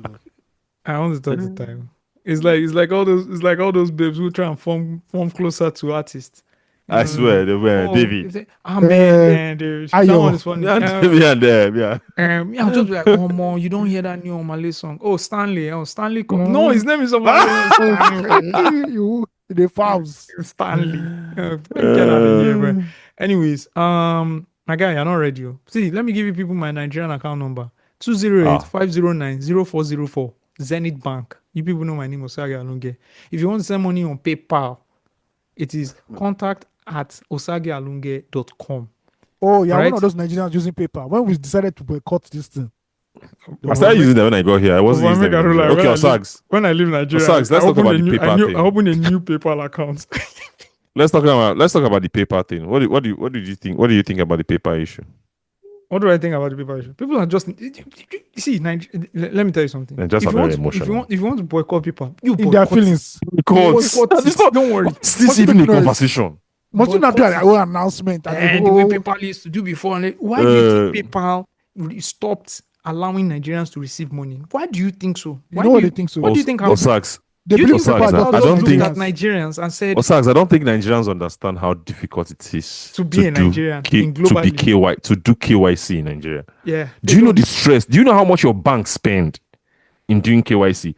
Do you know that your bank send people to your address to confirm that you stay there? Your bank hires a company. Thank God. Your bank hires a company who handles KYC. Yes. When you sign up to that app, yes, and put your address. And open an account, they send they contracted a company who is responsible to go and confirm that is your address. That address. Now I need you to understand, because the government has failed in linking everything properly. Yes. Right? They have to go and they cannot go to a central database to go and pull that resource and confirm that is your actual address or any of the other know your customer details you've imputed. They now have to contract a third-party company. And that third-party company, for every account they verify, charges them an amount of money. Yep. Now, talk about an American company that does not have any footprints. Nothing. In Nigeria, right? And then they now start seeing some corrupt practices going on with their accounts People and losing money. it's not some, it's a lot of corrupt practices, because as anybody that has operated in a fintech space or in financial institution space in Nigeria know that immediately you launch your app, the first set of testers coming. People coming to test it. Now man them Very internet savvy gentlemen. Do you understand? Go and ask Western Union the problems they faced in the US, in UK, in Canada, in Europe, where people were defrauded of thousands, if not millions of dollars. Why do you think PayPal put a stop? Initially, when we were first using PayPal, you could receive money now. Yeah. Then they stopped it. Then you could only pay. There's a reason why. Ask Nigerians. We have what they call what's that thing? Something syndrome. What's that syndrome we have? Main character syndrome. Main character syndrome. That is what everybody we have. hates us because we're special people. That important as a Nigerian. I need to break it to you. You don't have level globally. Well, I don't get level. A Nigerian, you don't have level. A Kenyan is stronger than you. A South African, a Ghanaian has more level than you. Your passport index is poor. Osagie, do you know that something as I don't want to rant about Nigeria. Do you know something as simple as the numbering on buildings, apartment? Do you know how easy it is I live to track people? Steve, you are like I've bought some. Steve, let me talk. I've bought something and sent it to Osagie. Osagie Right. has bought something and sent it to me. Different code.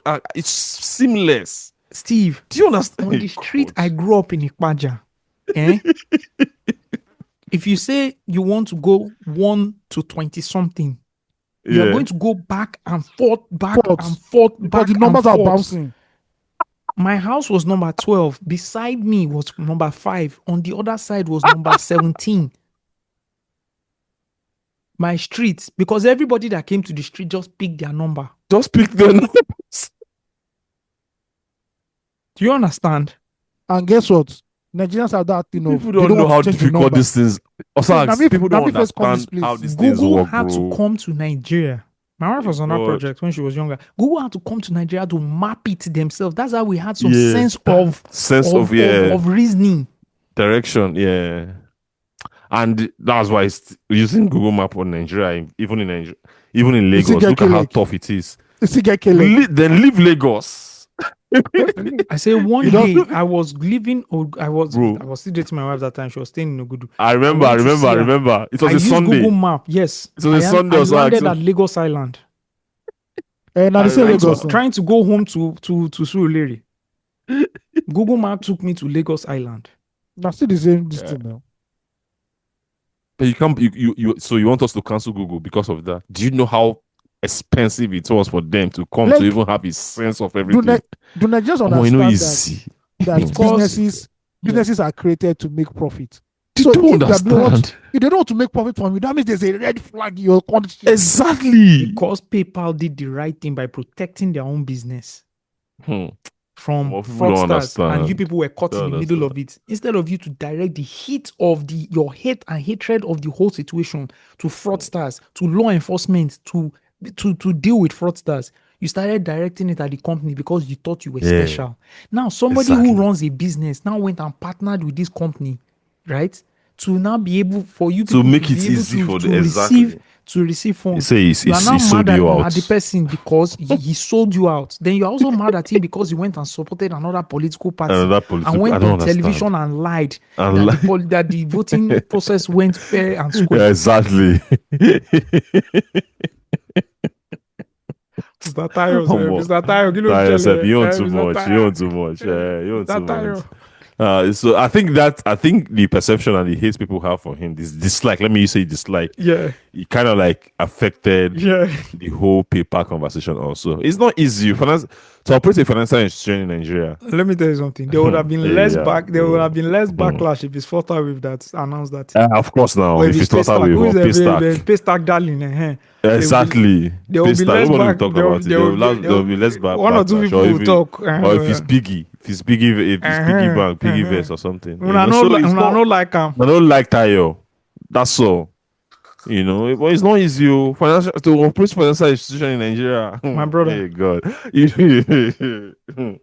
when You know, fraudsters, do you know how many of your fraudsters- fintech CEOs? You know how many? Do you know how many of your fintech CEOs have been arrested by the EFCC on the low? that you don't know. Like your fintech CEOs have slept in EFCC cell just because of a transaction. Because people went and their routed money app. through their platform that they were More, not it's not aware of. easy, oh. Bro, So I worked people should I worked just- in one fintech. I worked in one fintech at one time. Ahead of compliance. It was never in the office. I'm telling you, the guy has traveled now. He has left the company. He was never in the Yeah. office. It was always his junior colleague. Yeah, If you go to the office, it's always his junior colleague. Yeah. Where's the head of one police case or is the it other. Sokoto, EFCC, Sokoto, EFCC Adamawa, EFCC Bauchi. It was always flying. He was never in the office. Of course. Always Of course, in it's not he easy. knew all the police officers, everything. Bro, because he has to. Problem. They were constantly using the platform to carry out fraudulent activities. Bro, Bro, you guys don't know. You guys don't kind of- understand See, Nigerians. wallet business, all those things that started Bro. as wallets, not even accounts. Yeah. Just wallets. Osagie, you're talking wallets. Betting companies are suffering it. They are using. Don't they have wallets? The wallet is true, still It's wallets. wallets now. Card company, gift card companies. Gift. They suffer. Bro, you guys don't understand what's happening. You need to understand what's going on. Fraudsters. And let me explain to you people. There are people that are non-Nigerians that fly to Nigeria to carry out Just this. to carry out this Bro, actions, do you this know acts. how blessed fraudsters are using Nigerian internet? I swear. That there's no tracking. They can't log the IP. Do you understand the address? Yeah. You know what it is to Steve? You know what it is when you went to sign up to get internet in your house? Before. Not the identification they requested from you.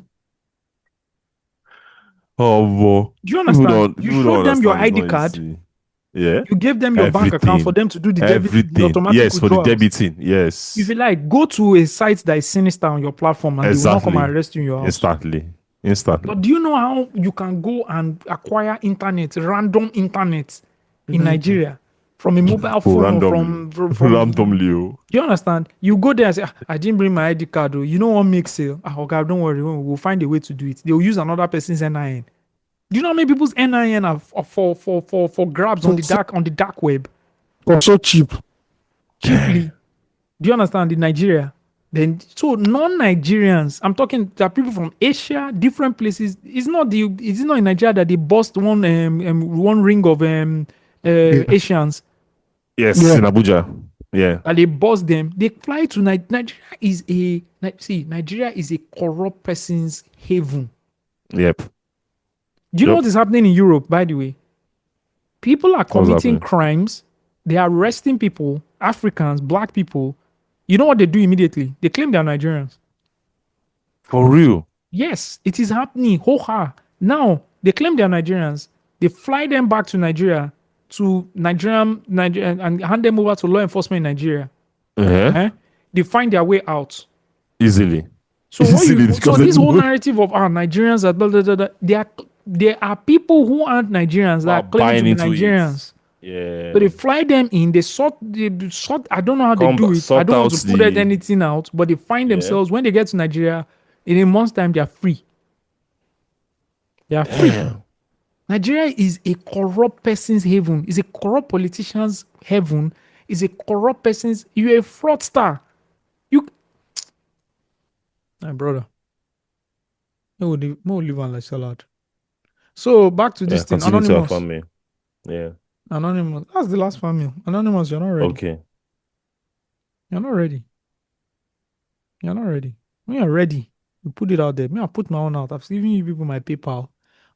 Please, if you want you want to send money directly to my Revolut, let me even look for what my don't understand. I'm trying to show you people how this is the year of the shameless. Let me look for what my username on Revolut is. You can send directly to me. I'll check my username again.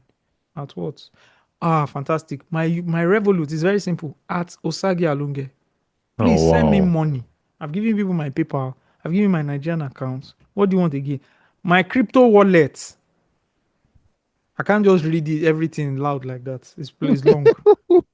But if you want to send me crypto, just send me DM. I'll send you my wallet address. No problem. So anonymous, that's how you do it. If you are looking for money, beg for the money. Where? Don't do all these big boy something where you doing. No make sense. No make sense. Not real estate you study now, my guy. Come on. Come to the end of this show, guys. It's been nice chatting with you guys. Thank you so much, bro. This is one of the episodes that the hardest, the most difficult episode I have to record. Why? Or hard to record. I'm tired. I know. Go sleep. Yeah, definitely. Just immediately I drop this mic, I'm going to sleep, bro. I know. Oh, Very tired. Look very. It is well. It is well. Tough week. It's a tough week. No, we'll make it. We'll make it. We've always made it. How do we leave you guys now? How do we leave you guys? Do you guys want to make a request, or should I just go with Yes, play me there. Play me. There's a song that's going to win. Somebody's winning a Grammy tonight. Oh yes, let me play the record. Just go there and play me. Anybody you play right now is going to win the Grammys. So be careful. Follow anybody that is the person you play from that category, right? All the categories that we have Nigerians competing in. Anybody that you play, that's the person that's going to win the award. Yes. So let's go. That's a big one. Let's go. But if you play the person I think you want to play, that's it. This person has been nominated. We'll seize your passport first of all. That passport, you can have it. I know. See this guy. You can have it. We are going to eject the ambassador from our country. If it's that exactly. you want to play, we'll seize your passport. Because I know who you won't play now. I don't like this thing. You say I should play someone who's been Grammy nominated. No. This person has been Grammy nominated for Best African Performance. The Grammy is tonight, right? Yes. Tonight, yeah. Best African Music Performance. This person is going to win. Next week, you tell me, Osags, you are a great predictor. Let me leave you guys with the one and only Tyler. This is Push to Start. Oh, God. See you guys on the next episode. Love you guys so much. Love you guys so much. You're now listening to Loose Talk. The way we move, skin on the skin. No separation, need no conversation. Nah, nah, nah. On everything. It's automatic going 0 to 100. Right, they're wishing the wheels will fall off. Time is ticking, it's taking you too long. Right before I decide to go. If you deserve me, yeah. Pull up and hurt me. Push the stars. I like you hurt me. Only serve it up if you deserve me, yeah. Pull up and hurt me. Push the stars. Pushing on my buttons with no hesitation. Gas me up, give me motivation. So tell me where we going, pick a destination. Gas me up, give me motivation now. Pushing on my buttons. Gas me up, give me motivation. So tell me where we going, pick a destination.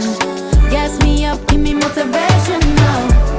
Come give me life and I'll change yours. Who needs signs? I say floating on the highway we loaded. Hold me, love me, hold me.